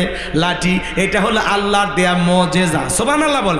এরপরে আল্লাহ রাব্বুল আলামিন সুন্দর করে জানিয়ে দিলেন, ওয়াদহুম ইয়াদাকা ইলা জানাহিকা তাখরুজ বাইদা মিন গায়রি সুইন আয়াতান উখরা লিনুরিয়াকা মিন আয়াতিনাল কুবরা। আল্লাহ ডেকে বলে, পয়গাম্বর ডান হাতটা বগলের নিচে ঢুকাও, ওখান থেকে বের করো, কোনো দোষ ছাড়াই ধবধবে উজ্জ্বল সাদা চমৎকার দেখাবো। এই যে কুদরতের দুইটা নিদর্শন দান করলাম, দুইটা মুজিজা তোমাকে দান করলাম, এইবার তোমার দায়িত্ব হলো ইযহাব ইলা ফিরআউনা ইন্নাহু তাগা। যাও ফিরাউনের নিকট চলে যাও, ফিরাউন সীমা লঙ্ঘন করেছে। যা বলে, ফিরাউন রে তোর বানানো আইন দিয়ে মিশরে চলবে না, এখন থেকে মিশর পরিচালনা হবে আল্লাহর আইন দিয়া। আলালাহুল খলক ওয়াল আম, সৃষ্টি যার, আইন চলবে তার। আল্লাহ রাব্বুল আলামিন নবুয়ত দান করে পাঠায়া দিলেন দেশের নিয়া তার কাছে। আল্লাহু আকবার কোন? দাওয়াত দিলে বড়র কাছে আগে যাওয়া লাগবে। শোনেন শোনেন শোনেন, এ ভাই, এ চাচা চাচা, এই যে 12টা বাজতে আর আধা ঘন্টা আসে, এর মধ্যে আলোচনা শেষ হয়েছে, ওটা ভাষা করবেন না। ফিরাউনকে ক্ষমতার চেয়ারে বসাইছি, নামাবো না। ওর ক্ষমতার চেয়ার থেকে নামিয়ে পতন করাইয়া ফাইনাল খেলা খেলে বাড়ি যাবো। নীল লাগে তাকবীর, ওটা ভাষা করেন না। আধা ঘন্টা সময় দেন, মজা পাবেন ইনশাল্লাহ। সামনে যাই, এখন খালি কোরআন আর কোরআন। সুবহানাল্লাহ। মজা লাগে না বাজান? এইবার নবী মুসা ডেকে বলে, আল্লাহ আপনি কি ভুলে গেছেন আমি ফিরাউনের দরবারে মার্ডার কেসের আসামি, গেলেই তো ফাঁসি দিয়ে মারবে।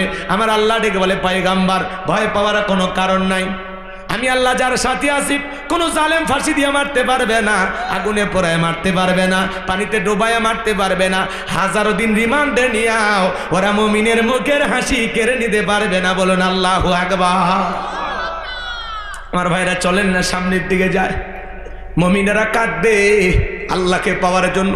গতকালকে ডক্টর মিজানুর রহমান আজারি ভাই পটুয়াখালীতে মাহফিল করতে গিয়ে বাজান এমন কান্না করেছেন, কাঁদতে কাঁদতে পুরো মুখ চোখের অশ্রুগুলো পড়তেছে। আল্লাহর ভয়ে চোখের পানি ছেড়ে দিয়ে কাঁদলেন আর বলে, আল্লাহ যদি কিয়ামতের ময়দানে আমার পাপগুলো ক্ষমা না করে আমি কিভাবে বাঁচবো? কি চমৎকার, কি অসাধারণ আলোচনা করেছেন। তার চোখের পানি দেখে কোটি কোটি ভক্ত কান্না করেছেন। কথা বলে ঠিক না? একজন দিনের দায়ী কেমন, কতটা বিনয়ী, চোখের পানি অঝরে ঝরতেছেন ডক্টর মিজানুর রহমান আজারি ভাই। ওই যে আপনারা একটা সঙ্গীত শুনছেন না, ওই যে একটা গান ছিল, আপনারা অনেকেই শুনছেন। এই যুবক তোমরা শুনিনিও না? কি গানটা ওইটা? হ্যাঁ, তোমরা ভুলে গেছো? ডক্টর মিজানুর রহমান আজারি ভাই ওই গানটা গাইলেন আর কাঁদলেন, আমি কি পাপ করেছি। শোনেনি? আমার পাপের যদি করো বিচার, এই গানটা গাইলেন আর কাঁদলেন। তার চোখের পানি দেখে আমিও কেঁদেছি। কথা বোঝেন না? একজন দিনের দায়ী কেমন, কি বিনয়ী, কোটি কোটি মানুষ তাকে মহব্বত করেন, ভালোবাসেন, যার মাহফিলে লক্ষ লক্ষ মানুষ যায়। আল্লাহু আকবার বলেন। আমার ভাইয়েরা, ষড়যন্ত্র করে কোনো লাভ নাই। মিজানুর রহমান আজারি ভাইয়ের জনপ্রিয়তা কমেছে না বেড়েছে? জোরে বলেন, কমেছে না বেড়েছে? আপনারা এগুলো করে কমাইতে পারবেন, কোনো ষড়যন্ত্র করে লাভ হবে না। তাকে নিয়ে যে যত বেশি গালবন্ধ করবে, সমালোচনা করবে, সমস্যা নেই। একজন আলেমকে আপনারা যে গালি দিচ্ছেন, তার দ্বারা প্রমাণ হচ্ছে যে আপনারা আসলে কতটা নিকৃষ্ট মনের মানুষ। কথা বলেন, কথা বলেন। আজারি ভাই চোখের পানি দিয়ে পটুয়াখালী বাসীকে কাঁদাইলেন, লক্ষ লক্ষ মানুষকে কাঁদাইলেন, তার এই ভিডিও সোশ্যাল মিডিয়াতে ভাইরাল হয়ে গেছে। দু চোখের পানি ঝরে, অমায়িক, কি কান্না, কি ভয়। আল্লাহ আমাদের পাপগুলো ক্ষমা করে দাও। আল্লাহ যেন আমাদের পাপগুলো ক্ষমা করে দেন। জোরে বলেন আমিন। আর একটু জোরে বলেন আমিন। রাগ করেন, আল্লাহ যেন আমাদের সঠিক বুঝ দান করেন। দুনিয়া ক্ষণিকের বাজার, অনেক অপরাধ করেছি আমরা, আল্লাহর কাছে ক্ষমা চাইতে হবে। আল্লাহ যদি মাফ না করে, আমাদেরকে বাঁচানোর কেউ নেই। আর কিয়ামতের ময়দানে আল্লাহ যদি আমাদেরকে বলে, যা আজকে তোরে মাফ করে দিলাম, আমাদের চাইতে সৌভাগ্যবান বান্দার কেউ হতে পারে না। কথা বলে ঠিক কিনা? আল্লাহ কিয়ামতের ময়দানে আমাদেরকে মাফ করে দেন। ওয়া আনতা আরহামুর রাহিমিন, আল্লাহর দয়া অনেক বেশি, তিনি রহমান, তিনি রহিম। আল্লাহর দয়া করুণায় আল্লাহ যেন আমাদের পাপগুলো মাফ করে দেন। জোরে বলেন আমিন। আরে জোরে বলেন আমিন। আমার ভাইয়েরা, যে কথা বলতে চাচ্ছিলাম বাজান, গভীর মনোযোগ দিয়ে শুনে যান। এইবার পয়গম্বর ডেকে বলে, আল্লাহ আমার অন্তরে দুরু দুরু ভাব, বড় ভয় লাগে, আপনার কাছে একটু দোয়া করি, যেহেতু আমাকে যেতেই হবে। নবী মুসা তখন দোয়া করা শুরু করলেন। ছোটবেলায় যখন কোরআন শরীফ হাতে নিয়েছিলাম, হুজুর আমাদেরকে কোরআনুল কারীম হাতে দেওয়ার সময় দোয়াটা পড়িয়ে দিয়েছিলেন। আমি ভেবেছিলাম এটা মনে হয় কোরআন খোলার দোয়া, কিন্তু তাফসীর পড়তে এসে বুঝলাম না। নবী মুসা যখন ফিরাউনের দরবারে আল্লাহ রাব্বুল আলামিনের দাওয়াত দিতে গিয়েছিলেন, তখন নবী মুসা আল্লাহর কাছে এই দোয়া করেছিলেন। কি দোয়া? সকলে জবান ছেড়ে বলুন, ক্বালা রাব্বি ইশরাহ লি সাদরি ওয়া ইয়াসসির লি আমরি ওয়াহলুল উকদাতাম মিন লিসানি ইয়াফকাহু কওলি ওয়াজআল লি ওয়াজিরাম মিন আহলি হারুনা আখি। আল্লাহু আকবার। আল্লাহকে ডেকে বলেন, আল্লাহ আমার বক্ষকে প্রশস্ত করে দাও, আমার কাজকে সহজ করে দাও, জিহ্বার জড়তাকে দূর করে দাও, যাতে সহজে আমার কথা মানুষ বুঝতে পারে। আর আমার পরিবারের মধ্য থেকে আমার ভাই হারুনকে আপনি নবুয়ত দান করেন। আল্লাহ ডেকে বলে, পয়গম্বর যাও, দোয়াকে মঞ্জুর করা হলো। তুমি এবং তোমার ভাই হারুনকে আমি আল্লাহ তোমার দোয়ার কারণে নবী বানায় দিলাম। বলুন সুবহানাল্লাহ। এইবার নবী মুসা আলাইহিস সালাম তার ভাই হারুন আলাইহিস সালামকে সঙ্গে নিয়ে ফিরাউনের দরবারে চলে আসলেন, আর সুন্দর করে দাওয়াত দিলেন। আল্লাহ সেই কথা জানিয়ে দিলেন, ওয়াকালা মুসা ইয়া ফিরআউন ইন্নী রাসূলুম মির রাব্বিল আলামিন। নবী মুসা আলাইহিস সালাম ডেকে বলেন, হে ফিরাউন, আমি বিশ্ব রবের পাঠানো একজন রাসূল, আল্লাহর সম্বন্ধে সত্য ছাড়া মিথ্যা কিছু বলবো না। আর শুনে নাও, জেনে নাও, বনি ইসরাঈলদেরকে মুক্ত করে আমার সাথে দিতে দাও। ফিরাউন তখন ডেকে বলে, ক্বালা ইন কুনতা জিতা বিআয়াতিন ফাআতি বিহা ইন কুনতা মিনাস সাদিকিন। ফিরাউন তখন ডেকে বলে, সত্যি যদি তুমি তোমার দাবিতে একজন নবী হয়ে থাকো, তাহলে তোমার কাছে যদি স্পষ্ট দলিল বা প্রমাণ কোনো কিছু থেকে থাকে, সেটা তুমি আমাদের সামনে হাজির করো। যদি তুমি তোমার দাবিতে সত্যবাদী হয়ে থাকো, তুমি যে নবী মুসা, আমরা কেমনে বুঝবো কি আছে তোমার কাছে? নবী বলে দাবি করতেছো, প্রমাণ দেখাও, প্রমাণ দেখাও। নবী মুসার কাছে দুইটা প্রমাণ আছে। এক নাম্বার প্রমাণ হলো লাঠিটা ফেলে দিলেন, হয়ে গেল বিশাল বড় সাপ। আল্লাহু আকবার বল। আর বগল নিচে থেকে হাত বের করলেন, হয়ে গেল ধবধবে উজ্জ্বল সাদা চমৎকার দৃশ্য। দেখার পরে ফিরাউনের সমস্ত লোকেরা ডেকে বলে, ক্বালাল মালাউ মিন কওমি ফিরআউনা ইন্না হাযা লাসাহিরুন আলীম। ফিরাউনের দলবল এমপি মন্ত্রী ডেকে বলে, এই ছেলেটা নিঃসন্দেহে মস্ত বড় জাদুকর। নবী মুসা দেখায় মজাজা, আর জালেমেরা বলে জাদু। কারণ ওই দেশে জাদুর ব্যাপক প্রচার প্রসার ছিল। এইবার ফিরাউন ডেকে বলে, শোনো এই ছেলের বিরুদ্ধে কি সিদ্ধান্ত নেওয়া যায় তোমরাই বলো। ফিরাউনের পার্লামেন্টে তখন সিদ্ধান্ত নেওয়া হলো, শোনো ও যেহেতু জাদু দেখাইছে, আজকের মতো ওকে ছেড়ে দাও, আর শহর বন্দরে খবর পাঠায়া দাও তু বিকুল্লি সাহিরিন আলিম, শহর থেকে দক্ষ জাদু দক্ষতা সম্পন্ন জাদুঘর, অভিজ্ঞতা সম্পন্ন বড় বড় জাদুঘরদেরকে ফিরাউনের দরবারে নিয়ে আসা হলো। আর নির্দিষ্ট একটা দিন বলে দেওয়া হলো, সেই দিন হবে সেমিফাইনাল খেলা। সমস্ত জাদুঘররা ফিরাউনের দরবারে উপস্থিত হওয়ার পরে ডেকে বলে, নেতা আমরা যদি আপনার শত্রু মুসাকে পরাজিত করতে পারি, আপনি আমাদেরকে কি পুরস্কার দিবেন, আমাদের বেনিফিটটা কি, লাভটা কি? ফিরাউন তখন পুরস্কার ঘোষণা করে বলে, ক্বালা নাআম ওয়া ইন্নাকুম লামিনাল মুকাররাবিন। ডেকে বলে, তোমাদের পুরস্কার হলো তোমরা সবাই হবে আমার নিকটতম ব্যক্তি, এই দরবার হবে তোমাদের বসবাসের জায়গা। যারা ফুটপাতে খেলাধুলা দেখায় ওরা যদি রাজ দরবারে জায়গা পায় আর কিছু লাগে? কথা কয় না? নেতা যদি বলে তুমি আমার লোক আর কিছু লাগে, তাহলে নেতার কথায় রাতকে দিন করা যায়, নিরপরাধ আলেম ওলামাদেরকে জেলখানায় বন্দি করা যায়। কথা বলেন না কেন? ক্রসফায়ার দিয়ে মারা যায়, মিথ্যা মামলা দিয়ে ফাঁসানো যায়। কথা বলেন ঠিক কি না? কারণ এটা কার লোক? নেতার লোক। কথা কম ভাই, বেটা সরবে কি যে কয় না জানা। রাগ করতেছেন মনে হয় আপনারা। আমার ভাইরা গভীর মনোযোগটা শুনবেন বাজান। আমি গুনাহগার যে কথা বলতে চাচ্ছিলাম, হৃদয়ের কান পেতে কথাগুলো শুনে যান। জাদুঘরে ডেকে বলে, নেতা আপনি থাকেন, এইবার ফাইনাল খেলা শুরু হয়ে গেল, সেমিফাইনাল। বাজান গো আমার, হাজার হাজার দর্শক আসছে খেলা দেখার জন্য। সমস্ত জাদুঘরে ডেকে বলে, ও নবী মুসা, জাদুর তন্ত্র মন্ত্র বান আগে আমরাই নিক্ষেপ করব না তুমি আগে নিক্ষেপ করবা? নবী মুসা ডেকে বলে, ওস্তাদের মার শেষ রাতে তোমরা তোমাদের খেলা দেখাও। এইবার তারা জাদুর বান নিক্ষেপ করতে লাগলো। জাদু দেখায়, বোঝেন না? জাদু করা জাদু দেখায় না? সুমন্তর সু কালাকুত্তর গু উল্টা পাল্টা জাদু আছে না? হামতম ছম ছরেঙ্গা বাইকার চয় আছে না? উল্টা পাল্টা কি যে বলে ওরা নিজেরাও জানে। তো উল্টা পাল্টা জাদুর বান তন্ত্র মন্ত্র নিক্ষেপ করলো। সেদিন তারা হাজার হাজার জাদুর বান নিক্ষেপ করেছে। বাঘ বানাইছে, ভাল্লুক বানাইছে, রশি বানাইছে, এমনকি মানুষের চোখে মুখে পর্যন্ত জাদুর নিক্ষেপ করেছে। জাদুর তন্ত্র মন্ত্র নিক্ষেপ করতে করতে ওদের চালান পাতি শেষ। মানে জাদু আর একটাও জানে না, ক্যাপাসিটি যা কৌশল যা ছিল সব দেখানো শেষ। এইবার দেখে বলে, নবী মুসা এইবার তুমি তোমার জাদুর বান নিক্ষেপ করো।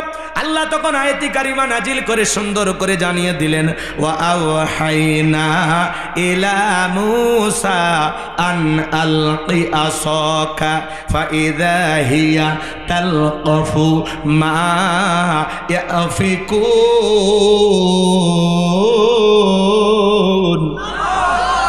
আল্লাহ ওহীর মাধ্যমে জানিয়ে দিলেন, ও নবী মুসা তোমার হাতের লাঠিটা ছেড়ে দিয়ে খেলা তুমি দেখো। নবী মুসা হাতের লাঠিটা ধরেছিলেন, আল্লাহর ওয়ার্ডার পায়ে লাঠিটা নিক্ষেপ করলেন। হয়ে গেল বিশাল বড় সাপ। যেই সাপের ঠোঁটটা নিচুতে, ওপরের ঠোঁটটা 80 ফিট উঁচুতে। সমস্ত জাদুর বানগুলো এক নিঃশ্বাসে খায়া ফিরাউনকে ডেকে বলে, ফিরাউন রে আরো কি তোর জাদু আছে? এই দৃশ্য দেখে ফিরাউনের পেছনে রাস্তা দিয়ে গরম হাওয়া বের হয়ে গেছে। আর সমস্ত জাদুকররা বুঝতে পেরেছে নবী মুসা যেটা দেখালো এটা জাদু না, এটা হলো জাদুর দাদু। জোরে কোন মারহাবা। ডাক্তার ডাক্তার চেনে, বক্তা বক্তা চেনে, আলেম আলেম চেনে, শিক্ষক শিক্ষক চেনে, নেতা নেতা চেনে, দালাল দালাল চেনে, স্বর্ণকার স্বর্ণকারকে চেনে। এক কথায় যে যে কাজের কাজী দেখে বলে আমিও যা তুমিও তাই। পুকুরে দুই পারে দুইজন রাতের বেলায় পানি নাড়াইতেছে। এই পারে চোর শিং কাটে কাদো মাটি ধুইতেছে, আর মনে করতেছে ওই পাশে মনে আর একটা চোরও ধুইতেছে।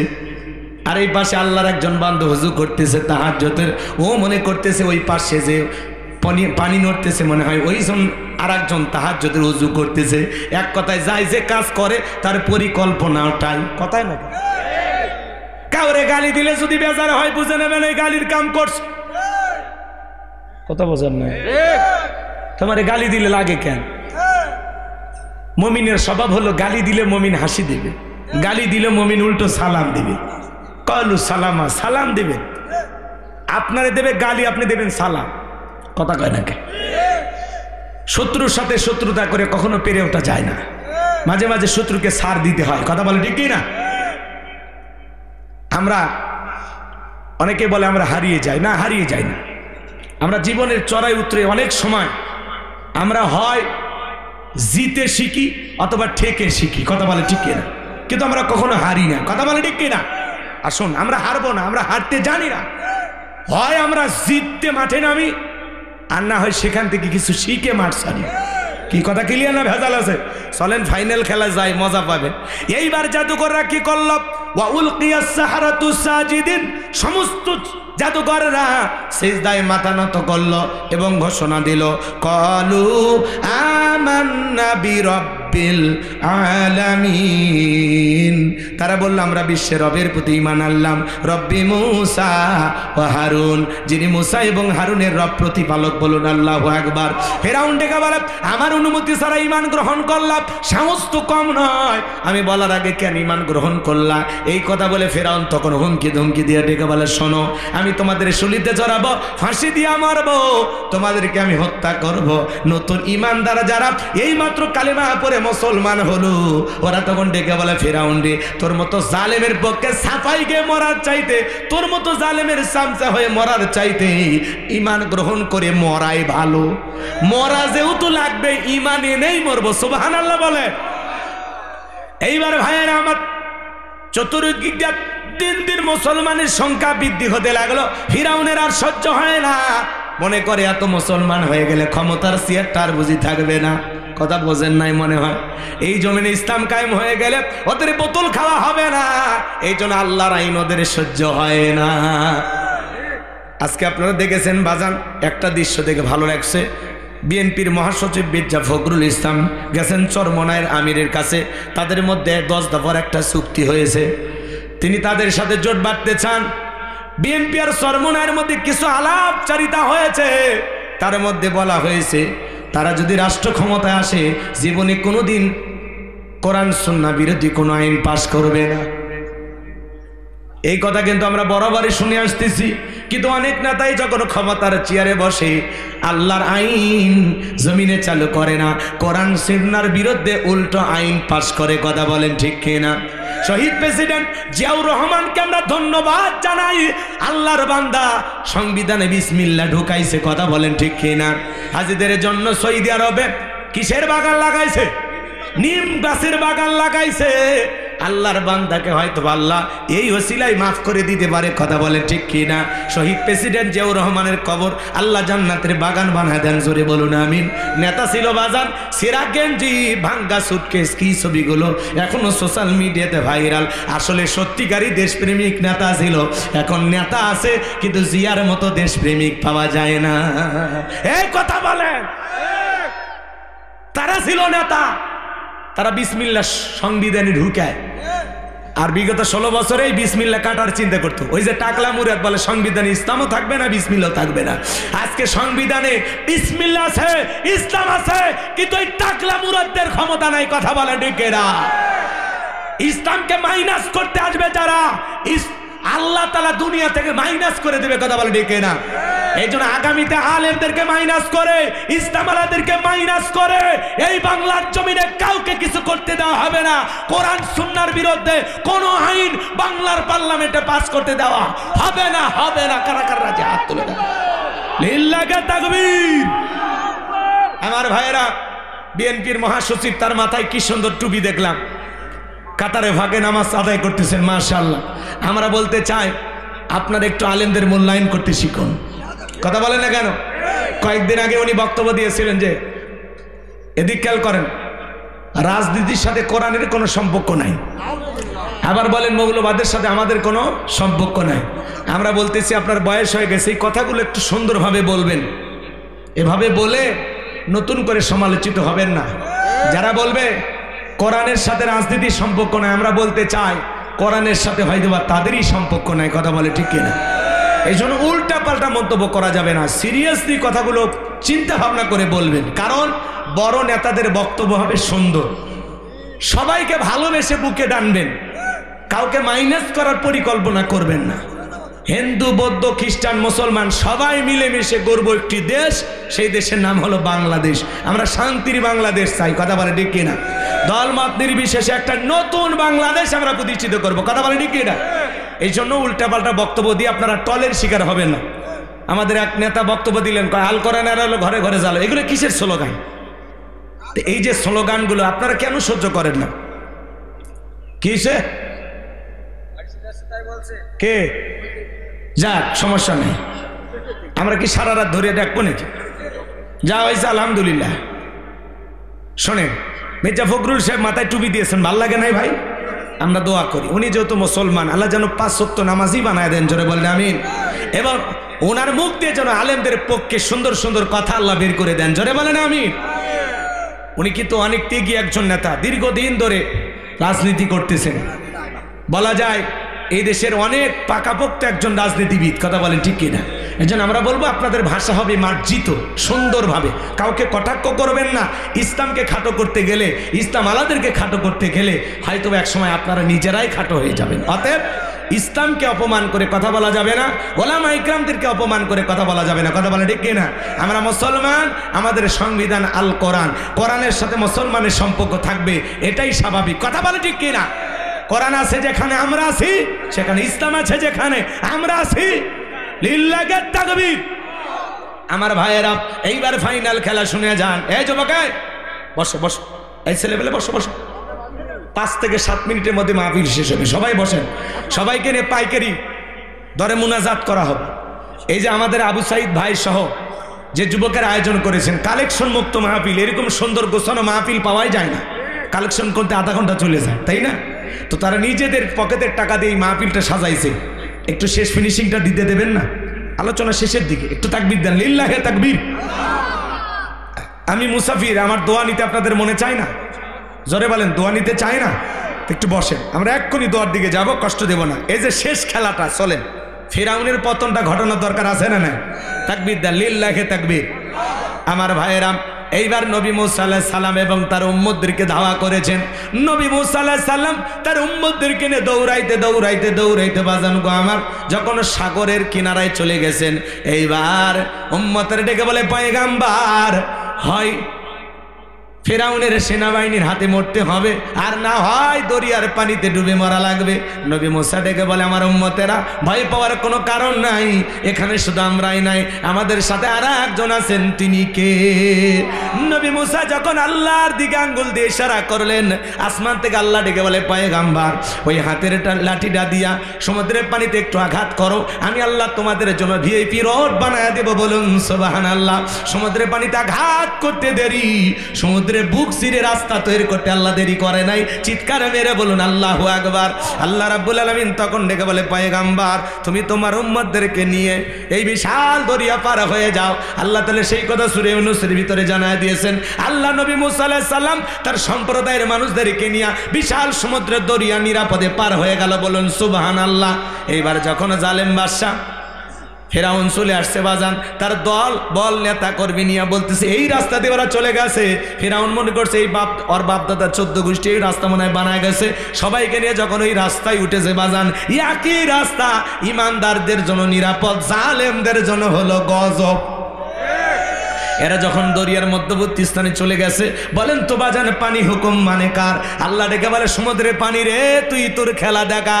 সমুদ্রে উথাল পাতাল ঢের সৃষ্টি হয়ে গেল, উথাল পাতাল ঢের। ফিরআউনের সেলা সামুন্ডা যা ছিল বাজান, পানি খায়া চুবা মইরা শেষ, একজন আর বাইসা নাই, বেঁচে আছে শুধু বড়ডা। বড়ডা মানে কে বলেন? ফিরআউন মরার আগে আল্লাহ কি বলতেছে জানেন? ক্বালা আমানতু আন্নাহু লা ইলাহা ইল্লাল্লাযী আমানাত বিহি বানু ইসরাঈলা ওয়া আনা মিনাল মুসলিমিন। ফিরআউন ডেকে বলতেছে, আমি ঈমান আনলাম, তুমি ছাড়া কোনো মাবুদ নাই। বনী ইসরাঈল জেলার প্রতি ঈমান এনেছে, আমি এসে আল্লাহর প্রতি ঈমান আনলাম। ওয়া আনা মিনাল মুসলিমিন, আল্লাহ আমি মুসলমান হয়ে গেছি, আর সুবাইও না। ফিরআউন কি কয়? এক কথা কয় না কে ভাই? দরিয়ার পানি খাইতেছে আর কি কয়? আল্লাহর সুবাইও না, ওয়া আনা মিনাল মুসলিমিন, আল্লাহ আমি মুসলমান হয়ে গেছি, আমি আত্মসমর্পণ করেছি। আমার আল্লাহ কি আর ঈমান কবুল করেছিল না?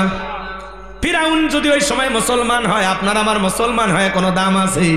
আল্লাহ তখন চমৎকার জবাব দিয়ে বলেছিলেন, আল আনা ওয়াকাদ আসাইতা ক্বাবলু ওয়া কুনতা মিনাল মুফসিদিন।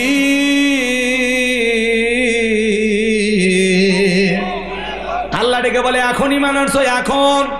এর আগে কি করেছো? নাফরমানি সৃষ্টি করেছো, বিশৃঙ্খলা সৃষ্টি করেছো, নাফরমানি করেছো, বিশৃঙ্খলা সৃষ্টি করেছো, ক্ষমতার দাম্ভিকতায় অহংকারে 40 বছর শিক্ষা ব্যবস্থা বন্ধ করে রেখেছিলে, ঘরে ঘরে মূর্তি ঢোকাইছিলে। বাংলাদেশেও দেখেন শিক্ষা ব্যবস্থায় উল্টা পাল্টা কিন্তু ঢোকানো হয়েছিল। আর কিছুদিন সময় পাইলে বাংলাদেশের মানুষকে পাগল বানায়া ছাইরে দিত। এ কথা কন, কথা কন, কি বলেন, কি বলেন? রাগ করেন নাকি আপনারা? পাগল বানায় ছেড়ে দিত। কিসের শরীফ শরীফের গল্প? একটা ছেলে মনে মনে ভাববে আমি মেয়ে, তালি নাকি মেয়ে হয়ে গেল। একটা মহিলা মনে মনে ভাববে আমি পুরুষ হয়ে গেছি, তাহলে নাকি পুরুষ হয়ে গেল। এগুলো গাল গল্প, গাঁজাখুরি গল্প দিয়া এদেশের তরুণ তরুণীদেরকে তৃতীয় লিঙ্গের মানুষ বানানোর জন্য একটা ষড়যন্ত্র করেছিল। সমকামিতাকে প্রমোট করার চেষ্টা করেছিল। এই জন্য বাজার সব জায়গায় হাত দিতে নাই। আল্লাহর গজবে আল্লাহ আজকে তাদেরকে ধ্বংস করেছে, বিদায় করে দিয়েছে। তাদের ক্ষমতার চটি মোটি আউট, সব পালিয়ে গেছে। কথা কয় না গো, আসেনি ভাগছি। কথা কয় না, কথা কয় না। সামনের দিকে যাই বাজান। আমি গুনাহগার যে কথা বলতে চাচ্ছিলাম, আল্লাহ ডেকে বলে, হে ফেরাউন, পাপের 16 কলা তোর পূর্ণ হয়ে গেছে। তোর বাড়ির দাসী আমি আল্লাহকে রব বলে স্বীকার করার কারণে গরম তেলে চোবাইয়া বিদায় করে দিয়েছো। তোমার স্ত্রী আমাকে রব বলে স্বীকার করার কারণে হাতে পায়ে পেরেক মারে হাজারো নির্যাতন করে বিদায় করে দিয়েছো। মা বোন যারা আওয়াজ শুনতেছেন, মা, ফিরাউনের সংসার করে আসিয়া যদি জান্নাত দেখতে দেখতে মারা যায়, তোমার স্বামী কি ফিরাউনের চাইতেও খারাপ? অনেক মহিলার অভিযোগ, হুজুর আমার স্বামী ভালো না। কথা কয় না কে? স্বামী ভালো না? তাহলে চিন্তা করো মা, আসিয়া ফিরাউনের মতো স্বামীর সংসার করেছিল। সেই আসিয়ার হাতে পায়ে পেরেক মাইরা হাজারো নির্যাতন জুলুম করে বিদায় করে দিয়েছিল। আমার আল্লাহ ডেকে বলে, ফিরাউনের আজকে আবার নবী মুসা এবং তার উম্মতদেরকে হত্যা করার পরিকল্পনা করে বিশাল দরিয়ার পাড়ি দিতে চাইতেছিলা। এইবার তোমাকে আর ছাড় দেওয়া যাবে না। ফিরাউন রে, তোর জীবনের খাতা আজকে ক্লোজ হয়ে যাবে। মরার আগে শোন, আমি আল্লাহ তোর লাশটা রেখে দেব পৃথিবীবাসীর জন্য, শিক্ষার জন্য, যাতে পৃথিবীর জমিন আর কোনো ফিরাউনের জন্য জন্ম না হয়। আর যারা ফিরাউন হতে চায় তারা যেন তোর ইতিহাস থেকে শিক্ষা গ্রহণ করে, যে ফিরাউনদের জীবনের পরিণতি এই হয় যে এই দেখাল করেন। সেই দিন আল্লাহ তাআলা বিশাল দরিয়ার পানিতে চুবাইয়া ফিরাউনকে মাইরা, আজও মিশরের জাদুঘরে ফিরাউনের সুটকিটা আছে না নাই? এটা হলো ফিরাউনের লাশ। কথা কন। বহুদিন থাকার কারণে লাশটা এখন সুটকি হয়ে গেছে। মুসা প্রেমিকেরা যায় আর মিশরের জাদুঘরে যায়া পায়ের জুতা খুলে 50,000 1 লাখ টাকা দামের জুতা, কয় এই সেই ফিরাউন মার জুতা। চিন্তা করেন বাজান, সুটকি ফিরাউনত দেখে যদি জুতা মারে, জেতা ফিরাউনত পাইলে ওর চামড়া দিয়ে ডুগডুগি বাজাই। তো কথা বলেন ঠিক কিনা? এই জন্য মনে রাখবেন বাজান, নমরুদের জায়গা হয় নাই, ফিরাউনের জায়গা হয় নাই, আবু জেলের জায়গা হয় নাই। আজ যারা পৃথিবীতে মুসলমানের রক্ত নিয়ে খেলা করতেছে, ওই জালেম জায়গা হবে না। আজ হোক কাল হোক, জালেমদের শেষ পরিণতি হবে পরাজয়, আর মাজলুমদের শেষ পরিণতি হবে বিজয়। সেই বিজয় আনার জন্য যদি কখনো ডাক আসে, মাথায় কাফনের কাপড় বেঁধে বিবির কাছ থেকে বিদায় নিয়ে, সন্তানদের কাছ থেকে বিদায় নিয়ে আল্লাহর জমিনে আল্লাহর আইনকে প্রতিষ্ঠিত করার জন্য কারা কারা জীবন দিতে প্রস্তুত, হাত তুলে আল্লাহকে দেখান। লিল্লাহে তাকবীর, লিল্লাহে তাকবীর। আল্লাহ এই জমিনকে কোরআন আর ইসলামের জন্য কবুল করেন। ছেলে বলেন আমিন। আপনারা কি ভয় পান? ভয় পান? আল্লাহ বলেন, ওয়ালা তাহিনু ওয়ালা তাহজানু আনতুমুল আলাউনা ইন কুনতুম মুমিনিন। মুমিনেরা হতাশাগ্রস্ত হয় না, ভেঙে পড়ে না, দুর্বল হয় না। ঈমানের দাবিতে যদি মুমিন হও, ওয়া কানা হাক্কান আলাইনা নাসরুল মুমিনিন, মুমিনদের সাহায্য করা আমি আল্লাহর ওয়াজিব হয়ে যায়। বলুন আল্লাহু আকবার। শুনেন শুনেন, আপনাদের মুখে দাঁত আছে না? জোরে বলেন, দাঁত আছে না? আর এটার নাম কি? জিহ্বা। মাঝে মাঝে দেখবেন দাঁতের ফাঁকে যখন ময়লা আবর্জনা আটকে যায়, এই দুর্বল জিহ্বা ওই জায়গায় বারবার নখ করে দাঁতকে বিপদ মুক্ত করে, দাঁতের উপকার করে। কিন্তু এই বেঈমান দাঁত সুযোগ পাইলে জিহ্বারে কামড় মারে, রিমান্ডে নেয়। মাঝে মাঝে এত ব্যথা দেয়, 7 দিন ধরে ব্যথা থাকে যায়। কথা বলে ঠিক কিনা? কিন্তু বলেন তো বাজান, মানুষের যখন বয়স হয়ে যায়, মুখ থেকে জিহ্বা খুলে পড়ে নাকি দাঁত? কথা কয় না। কি খুলে পড়ে? দাঁত। এত শক্তিধর কিন্তু দাঁতের জায়গা হয় না, নরম দুর্বল জিহ্বাটায় টিকে থাকে। তো মুসলমানদের উদাহরণ হলো ওই নরম জিহ্বার মতো, আর জালেমদের উদাহরণ হলো দাঁতের মতো। ওরা যতই শক্তিদার হোক, জালেমদের শেষ পরিণতি হলো পরাজয়। আর যাদের উপর নির্যাতন জুলুম করা হবে, এ অসহায় মাজলুম মুসলমানদেরকে আল্লাহ পাক শেষ বিজয়ের হাসি হাসাবেন। শেষ বিজয়ের হাসি মুসলমানেরা হাসবে, শেষ বিজয়ের মালা মুসলমানদের গলা আল্লাহ পরিয়ে দেবে। কথা বলে ঠিক না? আল্লাহ যেন আমাদের সবাইকে এই জমিনে কোরআন এবং সুন্নাহর এই কথাগুলো বাস্তব জীবনী মালার তৌফিক দান করুন। ওয়া আখিরি দাওয়ানা আনিল হামদুলিল্লাহি রাব্বিল আলামিন। রাত্রি 12টার ওয়াদা দিয়েছিলাম, 12টা বেজে গেছে। আমার আবু সাইদ ভাই সহ তরুণ যুবকেরা যারা আয়োজন করেছেন, আল্লাহ পাক সবাইকে কবুল করুন। ওয়া আখিরি দাওয়ানা আনিল হামদুলিল্লাহি রাব্বিল আলামিন। সকলে দরুদ ইব্রাহিম পড়ুন। আল্লাহুম্মা সাল্লি আলা মুহাম্মাদ ওয়া আলা আলি মুহাম্মাদ কামা সাল্লাইতা আলা ইব্রাহিম ওয়া আলা আলি ইব্রাহিম ইন্নাকা হামিদুম মাজিদ। আল্লাহুম্মা বারিক আলা মুহাম্মাদ ওয়া আলা আলি মুহাম্মাদ কামা বারাকতা আলা ইব্রাহিম ওয়া আলা আলি ইব্রাহিম ইন্নাকা হামিদুম মাজিদ। বাজান কিছু বলবেন? আপনি দোয়া করবেন? না না, আপনার কাছে গতকাল একটু সাসা মারা গিয়েছে, 500 টাকা দান করে তার জন্য দোয়া দিয়েছে। ওটা ছেলে দিলে নামাজ পড়ার জন্য একটু দোয়া চাইছে। এক চাচা মারা গেছে, 500 টাকা দান করছে, দোয়া চাইছে। ঠিক আছে, আমি একটু কিছু বলি। আমার একটা ছেলে 6 তারিখে পাগলি নেবে, একটু দোয়া করবেন। একটা প্রবাসী থেকে একটু দোয়া করবেন। এটা কি মাহফিলে দিলেন না আমারে? আপনারই দিলাম। ওরে বাবা, মাশাআল্লাহ। দেখছেন, আপনার ছেলে পাগড়ি পাবে, দোয়া চাইছে আমার কাছে, 500 টাকা হাত দিয়ে দিয়েছে। আল্লাহ কবুল করে। আমার একটি মাদ্রাসা আছে, মাদ্রাসায় নূরে মাদিনা, 70 জন ছাত্র, 24 জন ইয়েতিম গরিব অসহায়, যাদের থাকা খাওয়া চিকিৎসা পোশাক সম্পূর্ণ ফ্রি। সারা দেশ থেকে যে হাদিয়া পাই মাদ্রাসাটা চালায়। পাশাপাশি মসজিদ বানাবো, একটা গণ কবরস্থান বানাবো। আল্লাহ যেন তার এই গোলামের স্বপ্নগুলো পূরণ করে দেন। জোরে বলেন আমিন। চলুন হাত তুলে দোয়া করি। আল্লাহুম্মা আমিন। রব্বানা যালামনা আনফুসানা ওয়া ইল্লাম তাগফির লানা ওয়া তারহামনা লানাকুনান্না মিনাল খাসিরিন। খোসালপুর চাপাতলা যুব সমাজ কর্তৃক আয়োজিত আজকের 3য় বার্ষিক তাফসীরুল কোরআন মাহফিলের শ্রদ্ধাভাজন সভাপতি জনাব আলহাজ চাঁদ আলী বিশ্বাস মাস্টার সাহেবকে আল্লাহ কবুল করে নাও। আল্লাহ তোমার গোলামের হায়াত বাড়ায় দাও। অসুস্থ দোয়া চেয়েছেন, আল্লাহ শেফায়ে কামিল আজেলা দান করো। আজকের মাহফিল আলোচনা করেছেন মাওলানা খালিদ সাইফুল্লাহ মিরাজ ভাইয়ের কণ্ঠকে দিনের জন্য কবুল করো। মাহফিল পরিচালনা মাওলানা আলমগীর হোসেনকে কবুল করো। আমার আবু সাইদ ভাই সব যে সমস্ত তরুণেরা যুবকেরা নিজেদের পকেটে টাকা খরচ করে 60 থেকে 65 জন যুবক এ সুন্দর আয়োজন করেছেন, আল্লাহ যুবকদের আয়োজন কবুল আর মঞ্জুর করে নেন। যে বাড়িতে খানা খাইলাম, বসলাম, ঘুমাইলাম, ওই বাড়ির উপর খাস রহমত বরকত নাজিল করেন। আমার আবু সাইদ ভাই বারবার মোবাইলে যোগাযোগ করেছেন, আল্লাহ তার শারীরিক মানসিক সুস্থতা দান করে দেন। আল্লাহ তার কলিজার টুকরা সন্তান, তার নিয়ে যে স্বপ্নগুলো দেখেছেন, আল্লাহ তার সন্তানের স্বপ্নগুলো পূরণ করে দিও। তার ব্যবসায় তুমি বরকত দিয়ে দিও। হায় আল্লাহ তাআলা, আজকের মাহফিলে তাকায় দেখো কত দাড়ি পাকা মুরব্বীরা, যুবকের আলেম ওলামা হাত তুলেছে, পর্দানিশী মা বোনেরা হাত তুলেছে, ছোট ছোট মাসুম বাচ্চারা হাত তুলেছে। যার হাত দুখানা পছন্দ হয় সে হাতের বদলাত আজকের দোয়াকে কবুল আর মঞ্জুর করে নাও। আমরা যারা হাত তুলে ধরেছি মালিক, আমাদের অনেকের মা নাই, বাবা নাই, এতিম বানায় কবরে চলে গেছে। জনম দুঃখিনী মা বাবার কবরে আর সবটুকু পৌঁছায় দাও। মা বাবার কবরে জান্নাতের বাগান বানায় দাও। রব্বির হামহুমা কামা রব্বায়ানি সগীরা, রব্বির হামহুমা কামা রব্বায়ানি সগীরা। আমাদের আত্মীয় স্বজন পিতা মাতা যাদের বেঁচে আছে, আল্লাহ হায়াত বাড়ায় দাও। যাদের পিতা মাতা আত্মীয় স্বজন কবরে চলে গেছে, এই খোসালপুরে মাটির নিচে যত মানুষ সাইত, আল্লাহ সবাইকে তুমি মাফ করে দাও।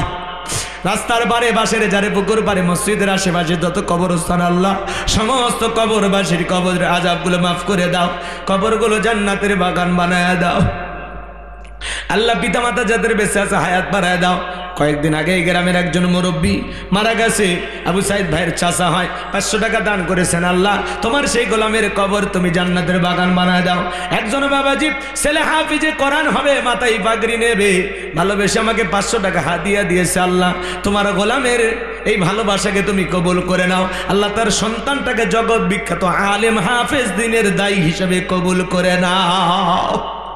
আল্লাহ তাআলা নাম না জানা অনেক মানুষ দোয়া চেয়েছেন, আল্লাহ কে কোন আশায় হাত তুলে ধরেছে আমি জানি না। যারা যা মনের বাসনা পূরণ করে দিও। আল্লাহ তাআলা আমরা যারা হাত তুলে ধরেছি গো মালিক, নফসের দোকায় পড়ে, দুনিয়ার মহাব্বতে পড়ে, দিনের আলোতে রাতের আধারে গোপনে প্রকাশে অনেক গুনাহ করে ফেলেছি। আল্লাহ আমাদের সকলের তামাম জিন্দেগির গুনাহগুলো মাফ করে দাও। আল্লাহ তাআলা এমন জায়গায় বসে গুনাহ করেছি দুনিয়ার কেউ জানে না, তুমি জানো। আমাদের সকলের তামাম জিন্দেগির গুনাহগুলো মাফ করে দাও। যত গুনাহ করছি মা